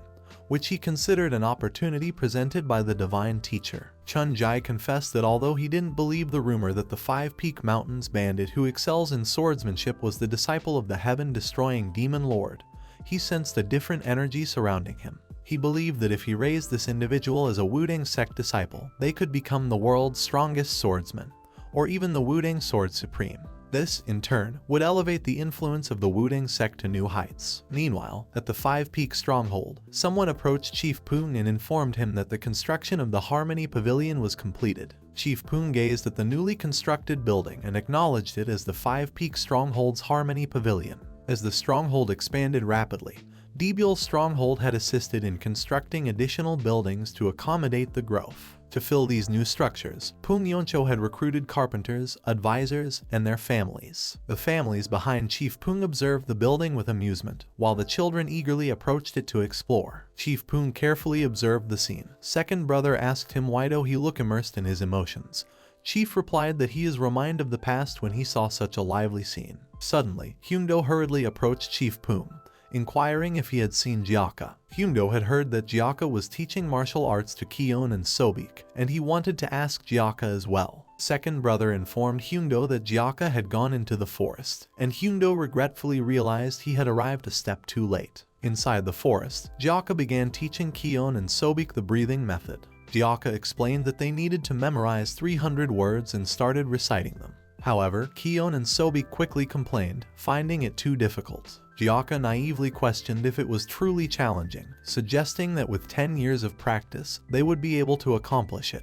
He advised them to close their eyes and follow along slowly, assuring them that it would become easier bit by bit. Both Kion and Sobik agreed to give it a try, and Gyaka instructed them to close their eyes and focus on their breathing. As time passed, Gyaka wondered if they were managing well. When he opened his eyes, he saw both of them fully engaged in their training. It was the first time he had witnessed others train in this manner, and he felt a sense of clarity. Gyaka continued his own breathing exercises, time slipping away. After some time, Kion opened her eyes but decided not to disturb Gyaka, noticing his deep focus. She observed quietly, taking in the training session. Gyaka, deep in his mental training, swung his sword but remained unsatisfied with the results. He wondered what he needed to do to gain a deeper understanding. Suddenly, a voice advised him to calm down and focus solely on his heart's voice within the imaginary space. Startled, Gyaka questioned the identity of the speaker and realized it was his own reflection, assisting him. They moved as if they were originally one body, and the once vague concepts began to piece together. After some time, Gyaka opened his eyes and found both Kion and Sobik staring at him. Confused, he asked if something was on his face. Kion exclaimed that there had been a radiant light and expressed amazement, wondering if they could achieve the same with continued training.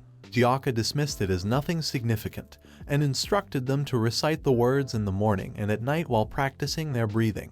Both Kion and Sobik agreed, acknowledging his instructions. Upon returning to the stronghold, they discovered Chief standing alone. Kion inquired if the pavilion's construction was complete, and Gyaka questioned the whereabouts of everyone else. Chief informed them that Sage Chunjai was coming to attack the Five Peak stronghold and asked for their thoughts on the matter. In the meeting hall, someone announced that the Mansu Merchant Union had involved Sage Chunjai, and they were on their way to attack. Chief asked the group for their opinions. One person suggested escaping to another location while they still had time.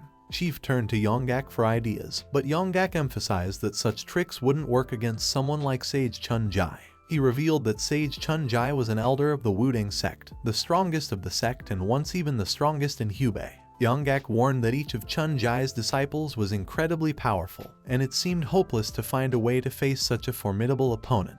He urged them to pray that they would at least survive the encounter. As the commotion grew, some panicked voices suggested running away, while others wondered where to go. Chief shouted for everyone to be quiet and turned to Gyaka for his opinion. To everyone's surprise, Gyaka himself did not know what to do. Yonggak exclaimed that if they stayed there, they would all die helplessly. He declared his intention to leave, unwilling to wait for his death. The others joined him, agreeing that they should escape in the face of Sage Chunjai's impending arrival. One person, Lee Chulson, chose not to join them. His companion questioned why he was not leaving, to which Lee Chulson simply stated that he had made up his mind to stay.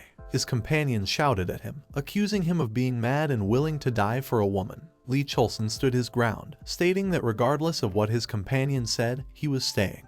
Once everyone else had left, only 10 individuals remained behind. Chief expressed gratitude to those who chose to stay, acknowledging that logically they should have followed Yonggak's advice to flee. However, with the new pavilion, newly constructed houses, and people who would eventually return to the Five Peak stronghold, Chief had hope. As a gust of wind blew, a leaf drifted into Gyaka's hand. He clenched his fists and questioned Chief if Sage Chunjai was capable of cutting a person with a mere leaf. The chief stood in front of the wooden walls at night, reflecting on his conversation with Gyaka about Chunjai's ability to cut a person with a leaf. The chief expressed skepticism, stating that it was impossible for a human to possess such strength. Gyaka responded by suggesting that if Chunjai wasn't that strong, they might be able to fight him.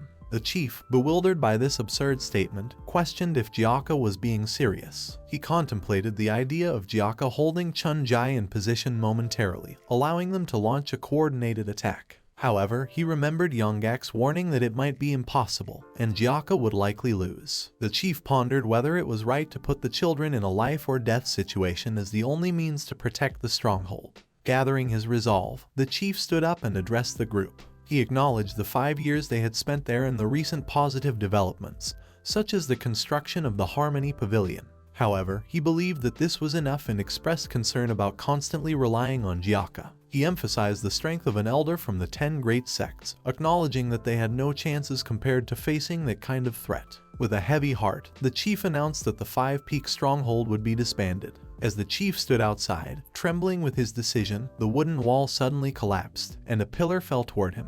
A voice questioned why he was unable to do anything himself, always relying on others. To his relief, the second brother Gamyang held the pillar, preventing it from crushing him. The chief wondered why he was safe and opened his eyes to find the rest of the group, including Hyungdo, Imdal, Kion, Sanchung, Sabong, Chulson, and Sobik, holding the other pillars. Gyaka held the remaining pillars himself and asked if the chief was okay. Confused, the others questioned the chief's earlier decision to disband the stronghold, deciding that if they were going to die, they would die together. Gamyang extended his hand to help the chief stand, and while doing so, the chief scolded them all for their disobedience. Determined, they worked together to rebuild the wooden wall. After completing the reconstruction, they gathered around the fire. Gamyang expressed gratitude that they still had materials left and were able to rebuild the wall quickly. The chief suggested taking turns to keep guard, as an attack from Chunjai could come as a surprise. The group agreed with his suggestion. The chief thought about the backgrounds of each member: Gamyang, who used to live in a temple;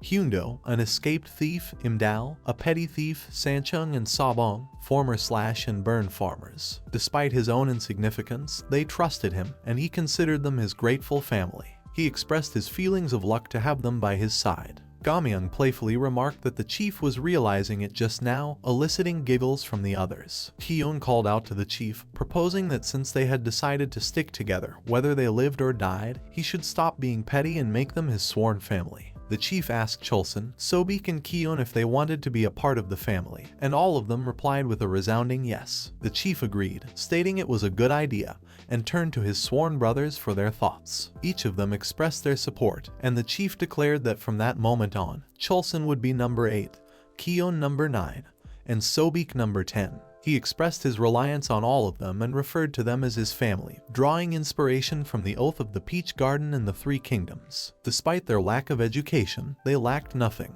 The following morning, Sage Chun-Jai, carrying his great fortune stick, continued his march with the Union merchant soldiers towards the Five Peak stronghold. At dawn, while everyone else was still sleeping, Gyaka stepped out of his room, unable to find rest. Though he concealed his worries from the others, he couldn't shake the nagging question of whether he could truly defeat someone like Sage Chun-Jai. Determined to secure their collective future, he felt a presence behind him and swiftly pointed his sword towards it, demanding to know who was there. Upon closer inspection, he recognized the figure as the chief. The chief urged Gyaka to calm down and inquired why he wasn't sleeping. Gyaka brushed it off, claiming that he didn't require much rest and wasn't tired. Seizing the opportunity to loosen up, the chief unsheathed his sword and proposed a duel with Gyaka, who readily accepted the challenge. As they sparred, the chief expressed his apologies to Gyaka, feeling guilty about consistently relying on the youngest member of their group. Gyaka assured the chief that there was no need to worry, emphasizing their bond as brothers. Just as the chief was about to speak further, a voice resonated through the stronghold, announcing the arrival of Mansu merchant leader Sang Machan. Sang Machan demanded their surrender, warning that bloodshed would be the consequence of defiance. Realizing that he couldn't burden Gyaka alone, the chief leaped over the wall, positioning himself above the merchant leader. He believed it was his duty as the chief to face the front lines. Standing before the approaching army, the chief felt an overwhelming surge of courage. Sang Machan addressed the chief, confirming his identity and urging him to give up the feudal resistance. In response, the chief branded Sang Machan a pathetic fool, questioning whether it was true that he resorted to begging and crying at the Wudang sect for Sage Chun-Jai's intervention. He scoffed at the notion that they would flee in fear of an aging old man, unimpressed by any attempts to deceive them. Enraged by the chief's insult, Sang Machan cursed him. Undeterred, the chief declared that even if someone stronger than Sage Chun-Jai were present, it would not deter them. Sage Chun-Jai chastised Sang Machan, reminding him not to lose his composure, but expressed his disapproval of the chief's disrespectful speech. Chun-Jai let out a furious cry, sensing danger, Gyaka to shout out to the chief, urging him to step away. In that moment of comprehension, the wall beneath the chief crumbled, and Sage Chun-Jai leaped into the air, launching an attack against him. Driven by an unwavering determination to protect his chief, Yon Gyaka felt the fear and pressure dissipate, replaced by an unwavering resolve. His only goal was to protect the chief from harm. He swung his sword, and a blade of light streaked towards Sage Chun-Jai, only to be deflected by the elder's defense. The Sage Chun-Jai sensed immense power behind that strike, and then he noticed Gyaka getting himself ready for another attack and launching his sword once more. Chun-Jai blocked the assault and repelled Gyaka backward, his hands trembling from the force of the impact. Standing his ground, Gyaka confronted Chun-Jai, questioning the nature of the man before him, as he had undoubtedly felt an immense strength emanating from their clash. Yet, he asserted that he was still stronger than Sage Chun-Jai. Sage Chun-Jai questioned Gyaka about his claims of who was stronger than who and criticized him for his perceived conceit. Gyaka denied being conceited and mentioned a previous encounter where he felt inferior to Chun-Jai's strength. Despite this, he expressed his appreciation for facing Sage Chun-Jai and inquired if he could cut people with a leaf. Chun-Jai found Gyaka intriguing and admitted that he had encountered many martial arts talents in his travels,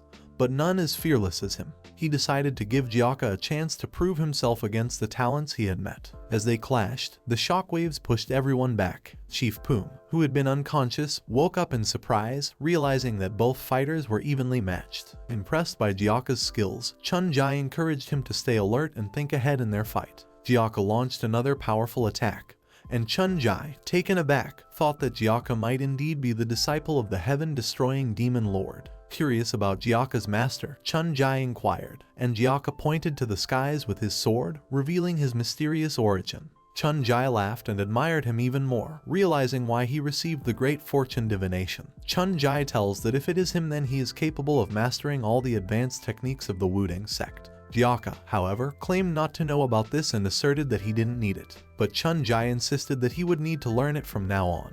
As Chun Jai's energy flow changed, he began preparing for an attack. Sang recognized the stance as the Wudang sect's ultimate technique, the Taiji Mystic Sword technique, which only the elders were allowed to learn.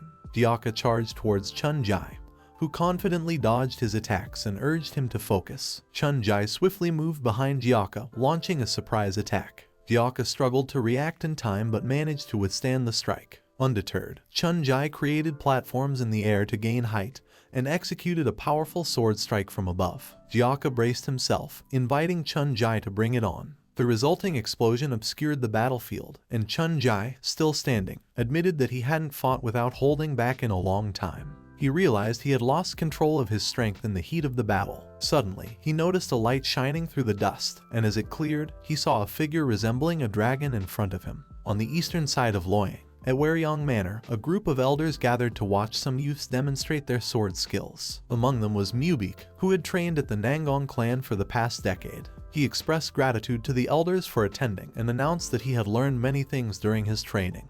Eager to showcase his progress, Mubik performed a sword attack, envisioning a mighty dragon using its claws to split the earth. To everyone's astonishment, his martial attack left 3 enormous claw marks on the floor, a testament to his newfound prowess. Meanwhile, on the battlefield, Jiaka and Sage Chun Jai engaged in a fierce fight. Jiaka questioned Chun Jai about hiding his true strength and underestimating him. He urged Chun Jai to fight seriously, to which the sage responded with laughter and admiration for Jiaka's incredible skills. Chun Jai launched an attack, only to have it easily destroyed by Jiaka's superior abilities. Chun Jai was surprised after seeing Jiaka's attack as 3 large dragon claw marks were left after Jiaka used his attack. Amidst the fight, Chun Jai found the attack strangely familiar, but before he could speak further, Jiaka intervened, reminding him not to get distracted, and continued his assault. Despite putting up a valiant fight, Chun Jai was running low on internal energy, and his next attack would be his last. As their final strikes clashed, both combatants landed on the ground. Chun Jai asked for Jiaka's name, and he introduced himself as Yon Jiaka, explaining the meaning behind his name, that Jiak means crimson and Ha means sunset, and that makes his name's meaning a crimson sunset. Chun Jai's memory stirred, recalling a past defeat at the hands of a swordsman who resembled Jiaka. He seemed to realize something significant but fainted before he could elaborate. The merchant group that accompanied Chun Jai was shocked witnessing the sage's defeat. With the battle concluded, Jiaka called out to the chief, Poon. The chief enthusiastically declared Jiaka the winner, and the entire stronghold erupted in cheers. Poon lifted Jiaka on his shoulders, celebrating the triumph of the 5-peak mountain stronghold and praising its 10 heroes, of which Jiaka was now an esteemed member. The stronghold rejoiced in their newfound recognition and the glory brought about by their skilled and fearless warriors. In the wake of Jiaka's victory at the 5-peak stronghold, jubilation filled the air among the stronghold's members. Meanwhile, Sang rushed to his master's side. He found the sage trying to get up despite his severe injuries and asked if he was alright. Sang expressed concern and urged him to seek treatment. Chun Jai, however, managed a smile and cryptically said if he saw that the sky is above the skies. He then warned Sang not to underestimate Jiaka, giving him a stern look that conveyed the bandit's true strength. In the southern region of Henan province, the news of Sage Chun Jai's defeat was met with disbelief by some. They couldn't fathom how a renowned sect elder could lose to a mere mountain bandit. However, there were others who believed the reports, recognizing Jiaka's exceptional skills with the sword. Word spread that Sage Chun Jai had gone to the 5-peak stronghold to subjugate it, which added to the intrigue surrounding the bandit. In a restaurant, a conversation about Jiaka ensued, with Li Muryong, someone who had faced the young bandit's sword, recounting his impressive moves. He wondered if anyone would be capable of facing Jiaka in battle. Another person, who had also been defeated by Jiaka, chimed in, adding to the growing recognition of the bandit's prowess. As news of the 5-peak stronghold's triumph over the Mansu Merchant Union reached the masses, it became evident that nobody in Henan province was capable of challenging the stronghold's might. This revelation caused concern among some merchant unions and sects, including the Mansu Merchant Union and the Wudang sect. Sang Muchun, the leader of the Mansu Merchant Union, worked tirelessly to contain the spread of news about their defeat, fearing its impact on their reputation. Simultaneously, the 5-peak stronghold gained prominence, transforming from an unknown entity to the most formidable group in the region. Rumors began to circulate about the stronghold's 10 heroes who had protected it during the confrontation with the Mansu Merchant Union. Among these heroes, one name stood out the most: Jiaka, the bandit who had displayed extraordinary skill and courage. A spy, tasked with gathering information, reported to his superiors about the exceptional martial artist known as Jiaka, who had played a pivotal role in the stronghold's defense. The spy shared rumors about the battle with the 100+ Merchant Union warriors, supported by the Wudang sect. Only 10 defenders stood their ground, earning them the title of the Five Peaks 10 Heroes. The spy's superiors expressed surprise at the stronghold's transformation, considering it was nothing more than a ragtag group of bandits with only 7 members a few months ago. However, an unknown individual among them expressed reservations about the stronghold's expansion, fearing it might compromise the reputation of Green Forest, to which they belonged. The conversation then shifted to the upcoming Green Forest Summit at Mansipyeong, scheduled to take place in less than a month. The superiors acknowledged the need to assess the Five Peak Stronghold's qualifications for inclusion in Green Forest. One of the individuals present revealed his intention to attend the summit and evaluate the stronghold firsthand.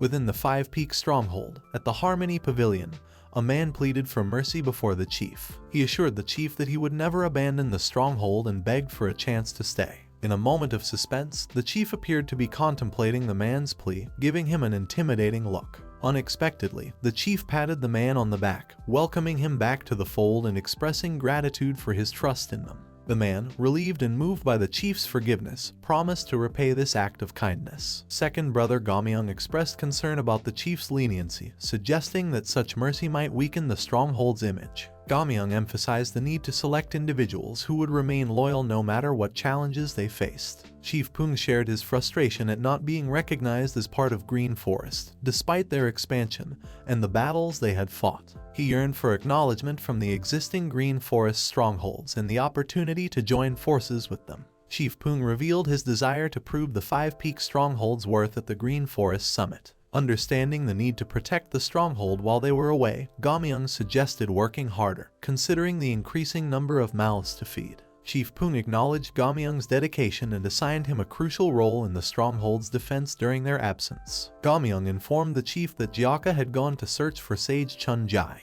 In the depths of the forest, Sage Chun-jai received a letter from the Wudang sect, urging him to return immediately. However, he paid no heed to the letter, tossing it on the ground without a second thought. Just then, Jiaka arrived, confronting Chun-jai about his intentions to leave or stay. Jiaka asked Sage Chun-jai if he isn't going back. Sage Chun-jai gave Jiaka a suspicious smile. But still persistent, he asks him if he isn't going back, but he asks Jiaka why he would want to do that, and tells him that it's been a while since he had a break and he's thinking of enjoying his time here before going back. Jiaka still does not like why Sage Chun-jai choosing to rest at the Five Peak Stronghold, and tells him that he could go to the Mansu Merchant Union if he wants a break. Sage Chun-jai cuts him short and tells him that he still haven't heard his reply. Jiaka asked him if he was talking about taking him in as his disciple again, but Chun-jai denies it and tells him that it is actually the opposite. He tells Jiaka that he has been called the strongest disciple in the Wudang sect, and he was able to accumulate internal energy faster than anyone else and understood the advanced teachings of the Wudang sect. And that year, it has been 30 years since he started to train in the Taiji mystic sword technique. However, no matter how hard he trained, he wasn't able to break past the limits of the three ultimates. Jiaka asked him what he meant by the three ultimates and what are they. Sage Chun-jai tells him that he simply wants to learn from him.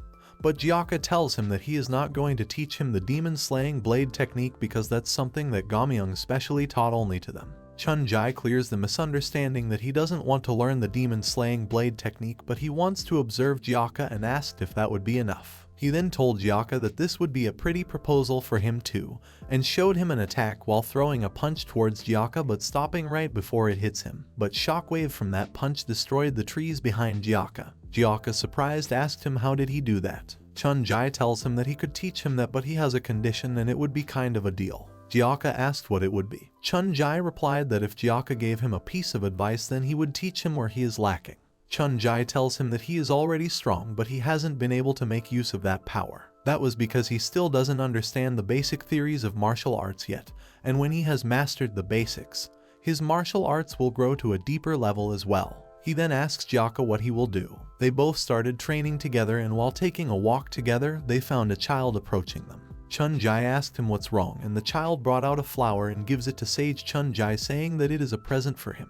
Chun-jai thanks him and tells him that he will cherish it. The child ran away after that. Jiaka asked him that they both looked pretty close, and Chun Jai asked him that they are such cheerful and bright kids. Jiaka replies that he hates kids the most. Chun Jai asks him why he hates them. Jiaka replies that the younger ones are the worst and people like them would laugh, play pranks, and bully people. Chun Jai tells him that he feels like that the people of the Five Peaks Stronghold are all kind regardless of their age, and he didn't imagine that this would be how a stronghold of the Green Forest would look like. Jiaka tells him that the stronghold is just another place that people live in, and what difference could there be? Chun Jai replies that he had a great misunderstanding all this time. At dusk, Kion is taking logs back to the stronghold, and Chun Jai appears behind her taking some logs to share some burden with Kion. She greets Chun Jai and tells him that how can she let an elder of a sect do things like this, and this makes her uncomfortable. Chun Jai tells him that he can't help it since he has tons of time on his hands. Kion calls him weird and tells him that she thought all elders think that they are refined people, so they won't do things like that.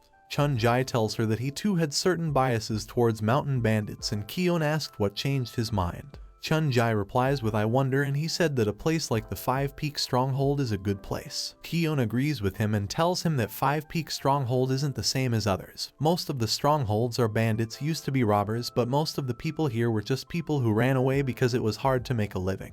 She also joined them because she almost got sold to a brothel, and since Chief takes on the trouble of accepting people who need help and Jiaka protects everyone like a guardian god, the Five Peaks Stronghold has become as peaceful as it was right now. Chun Jai asked her how Jiaka joined the stronghold, but Kion replies that she doesn't know. She said that she heard that Chief saved Jiaka when he was about to die. Chun Jai realized now why he was willing to risk his life to protect the stronghold, as the Chief saved his life. Kion said that compared to that, she thinks it could be because he thinks everyone is his family. Chun Jai then asked her to go back now. A person with a strange mask killed a person and congrats someone on reaching the level of a Grand Demon General. The person in front of him tells him that the time has finally come, as the anger that she experienced 20 years ago, she has never forgotten even for a single day, and she was too impatient back then.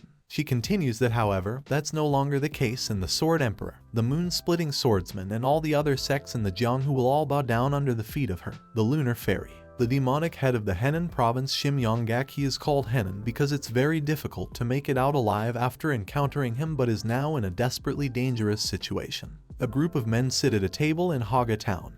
A man exclaims to Hyung Nim that they're completely exhausted. Another man asks if they think the rumors in the town are true. The unbelievable rumor of defeat of Wanju Merchant Group and Heaven Earth Supreme at the Mount Wufeng hideout, because everyone is praising the Mount Wufeng hideout. Shim replies that it can't be, because if the Heaven Earth Supreme would have attacked, Mount Wufeng would have been destroyed. He then thinks to himself, was the attack just a lie? Because Heaven Earth Supreme would have killed all the Sworn Brothers and Yeon Juk Ha.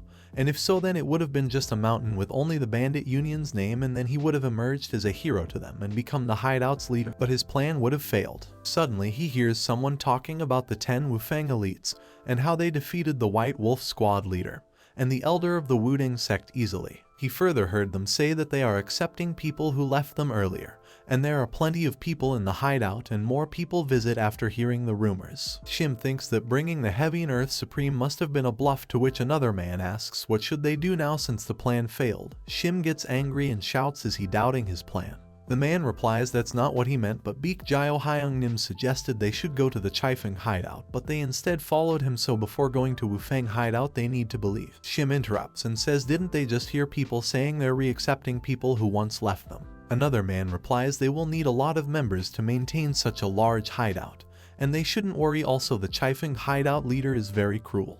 He asks Shim wouldn't Yeon Juk Ha will be more cruel. Everyone is flabbergasted. Shim hits him and says uncomfortably that they should tell everyone they left momentarily to protect Wufeng hideout, and everyone must be waiting for Shim. He thinks to himself that's right, since no one has as much knowledge about Murim as he does. They reach the Mount Wufeng hideout and everyone's staring at them surprised and saying how can they come back after abandoning everyone. Everyone is worried that they're not welcome, to which Shim replies that they just need to tell the leader they left momentarily. They come across deep marks in the earth. A man says some idiot tried to farm in front of the hideout and was chased away. But Shim realizes these marks are made from martial arts, and there's only one person in the Wufeng hideout who is capable of doing it, that is the Yeon clan guy, but this trace isn't made from the exorcism sword technique. A voice from behind asks, aren't you Yonggak? To which Shim looks back furiously and sees Lee Chul-san standing. A man runs to the hideout leader to report Shim Yonggak and H. Wang Yo Myung have returned. Hyung-nim thinks that they definitely need the help of Elder Shim since he's the demonic head of Henan.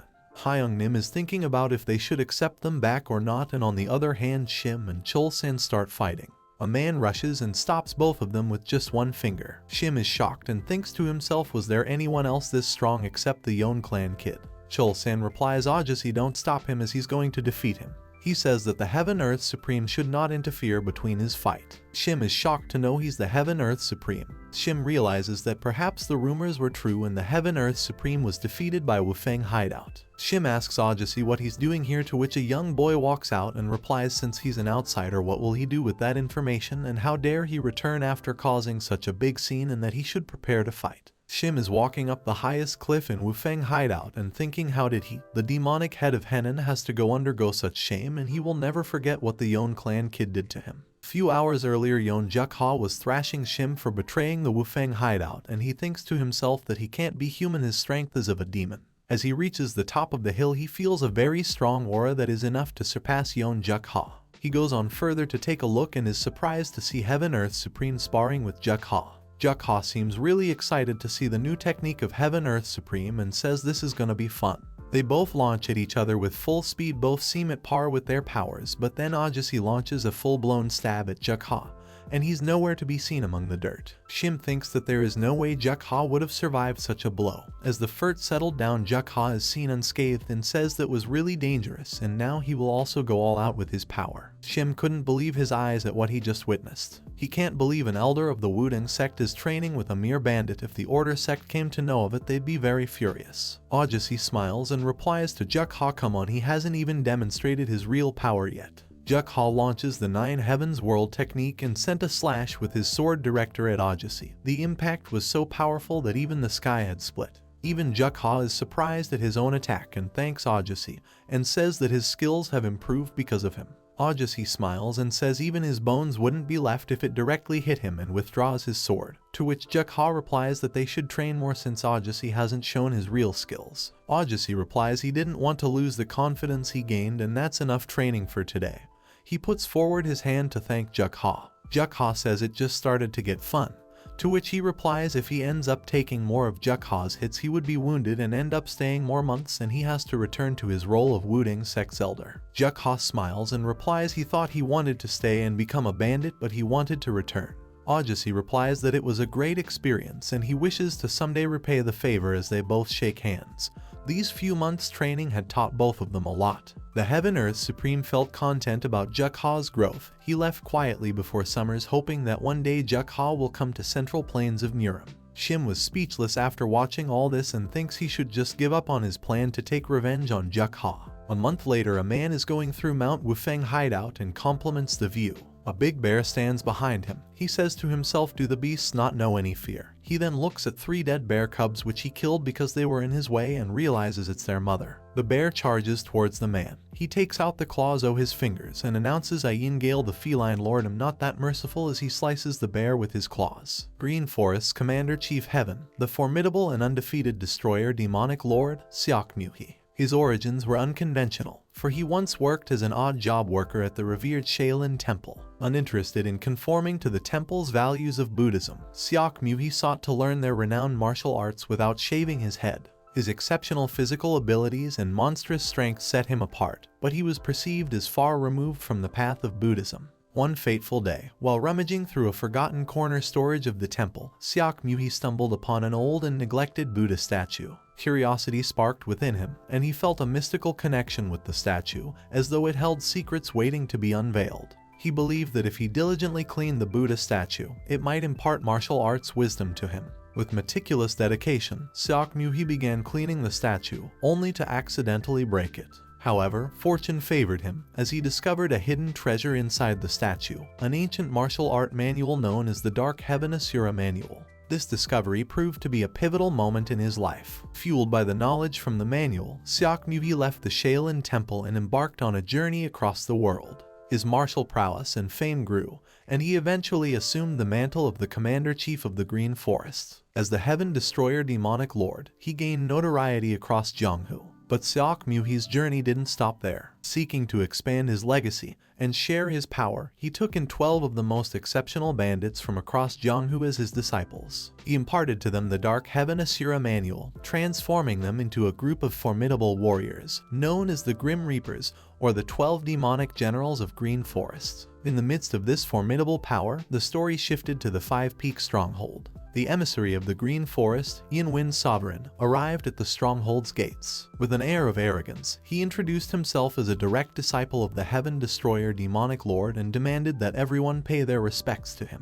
The Five Peak Stronghold was a gathering place for skilled martial artists, known as the Five Peaks 10 Heroes. However, on this particular day, only 9 of them were present, as the 7th brother was away in isolated training, unreachable. Among those present, Gamyeong couldn't help but worry about Jiaka, who was still sleeping. He knew that Jiaka's independent and fearless nature could potentially clash with the arrogant emissary. Ignoring the absence of the 7th brother, the emissary praised the Five Peak Stronghold for its reputation in Gyeongju. He cautioned them not to tarnish the name of the Green Forest and advised them to maintain their current mindset. Chief Poong, the leader of the Five Peaks 10 Heroes, assured the emissary that they would uphold their principles and not bring any embarrassment to the Green Forest. The emissary then shifted his focus to 2 female heroes, Kion and Sobik, who had caught his attention with their beauty and talents. He expressed his desire to discuss their qualifications over a meal, to which Chief Poong and the rest of Stronghold members, protective of Kion and Sobik, tried making an excuse.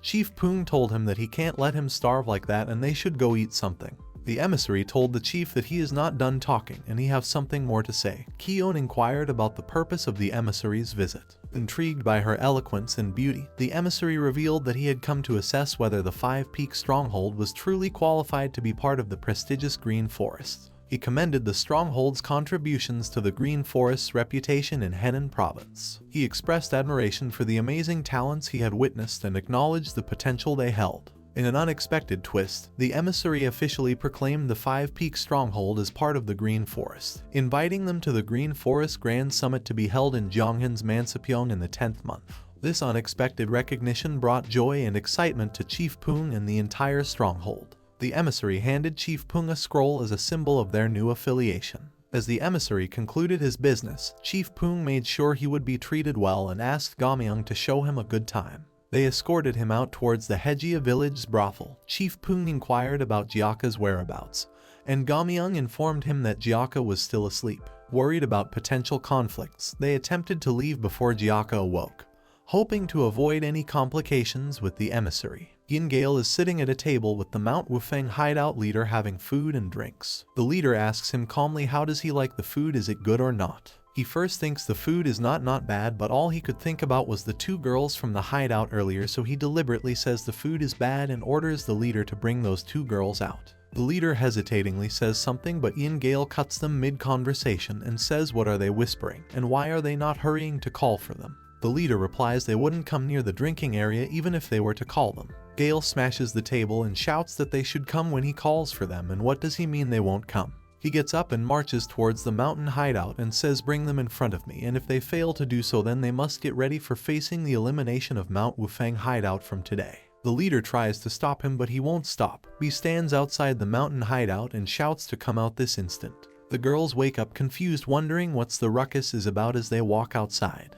The leader tries to calm Gale down, to which Gale asks furiously is he ordering him around, one of the 12 demonic kings. As the leader is trying to calm them down, the 2 girls confused ask what's the problem. As Gale saw them, he says instantly that you 2 come here right away and bring the drinks. He loses in patience and is shouting and ordering them to get over there, and if they refuse then they should prepare to die. The leader grabs Gale by his hand and says I beg you to stop, and that he knows another parlor they should go to. Gale with a grim look replies how dare he lay his hands on his body.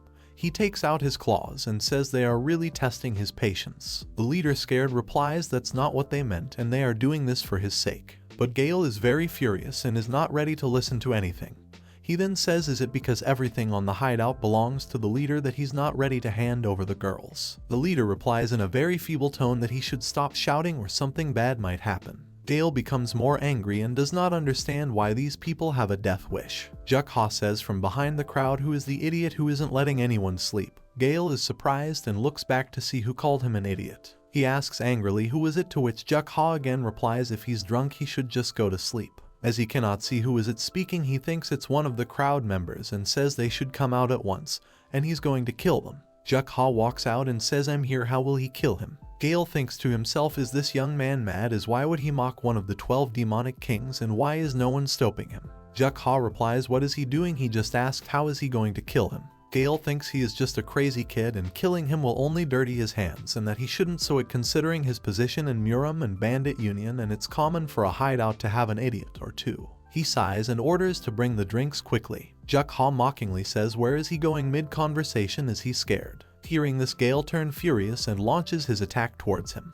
The leader sees this and sighs and says things did turn out like this and requests Juk-ha to not kill him at least. Gale attacks Juk-ha with a slash, but he dismisses it instantly. Gale is shocked to see this, to which Juk-ha replies it wasn't something special. Gale laughs and says I thought you were just a crazy kid, but it seems you've got some skills. He stops mid-sentence by the dominating aura of Juk-ha that was not there earlier. To this, Gale replies from here onwards he will face him seriously. A strong wind hits Juk-ha and he's somewhat surprised. Gale replies that now he will know he is called Gale the Feline Lord. A strong magical blade is formed around Juk-ha's neck. The girls say to one another, is the Odyssey going to be alright?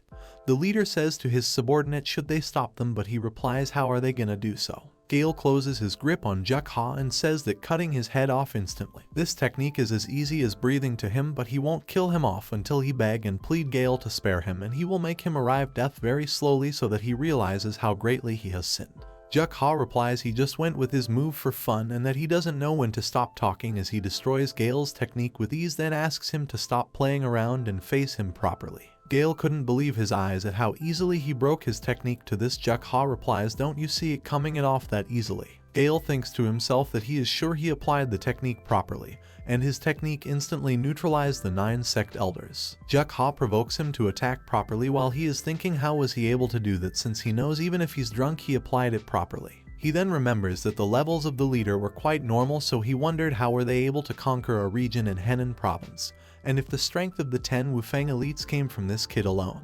He realizes it's not that the leader didn't stop them, but in fact he couldn't stop them. Gale then snaps back and announces that he seems a proper enemy for him to release his full power. He further announces that Gale the Feline Lord, but is stopped mid-sentence by Juk-ha's laugh. Juk-ha says while laughing that he has a really funny name and he's acting like a dog, and Heat then mocks his name by calling him obscene Gale the Feline Lord. Gale gets furious and while unleashing his power says he should pay more attention to what he says because it can be his last words. Gale charges towards Juk-ha. Seeing this, Juk-ha replies that he shouldn't talk this much when he has such less power, and that he's very slow. Gale angrily releases Gale 100 skeleton frame technique, which Juk-ha stops with just his 2 fingers. Gale is completely baffled and thought it's impossible to just stop my technique with just 2 fingers. He then uses Dark Asura scriptures, which his master has told him not to use too much, but he got not choice. It was an extraordinary martial arts that he learnt from Shattering Heaven's Demon Lord after going through a difficult training.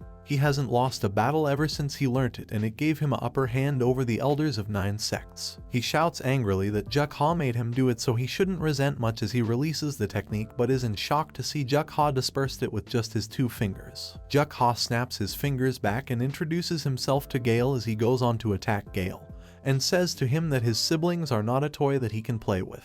The leader thinks if he kills Gale then they will not be allowed in the Bandit Union tournament. One of the girls shouts and asks Juk-ha to stop as he continues to attack Gale.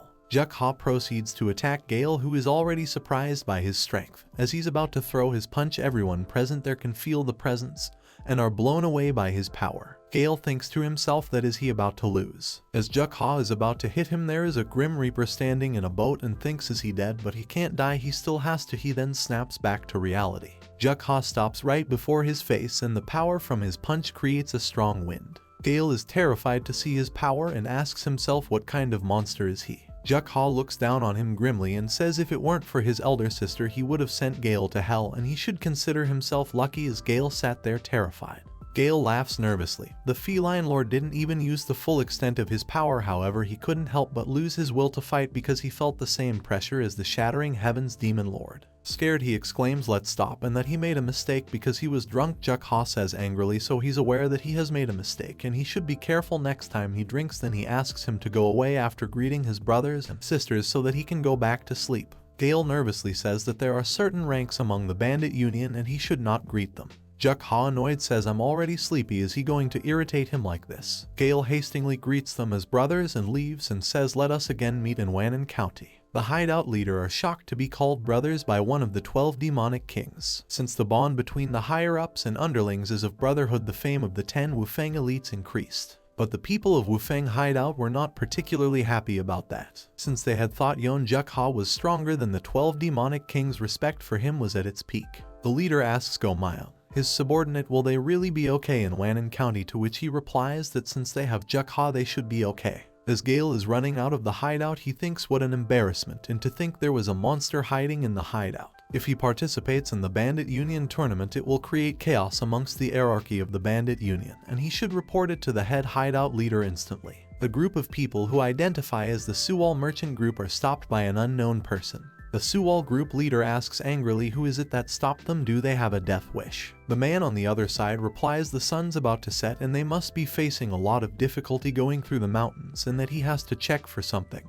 The representative replies what gives you the right to check our belongings and affairs, to which the masked man replies it's just an inspection so please don't feel bad about it and cooperate. The representative gets angry and asks how dare he threaten them, so he says to him that I will give you one last chance, if you don't move we're gonna kill you. The masked man says then he has no choice but to search after killing everyone. As the Suwal merchant group men charges towards him, he says with a disgust on his face that there was a time people ran away just by seeing the black Taoist's garments. He moves so quickly they were not able to even see him as he goes on massacring everyone present there. The men panic and rush to protect the representative. He continues killing them as he notices the representative and his daughter had escaped. The men that had escaped with the representative say that they should go back and help other people, but he stops them and says this thing is more important and it should be dealt with immediately. The representative speaks to himself and says he will follow them after he finishes this task as he cannot die yet. He opens a box in his hand which has something ominous in it which he can't let the black Taoist's hands on.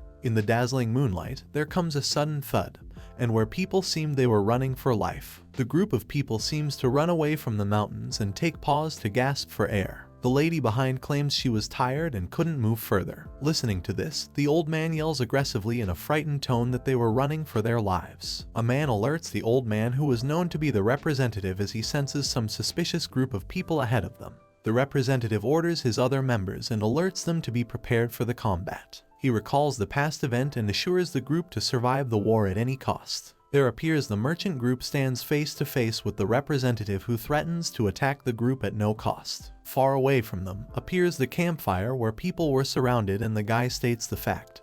He was having a stomach upset addressing this.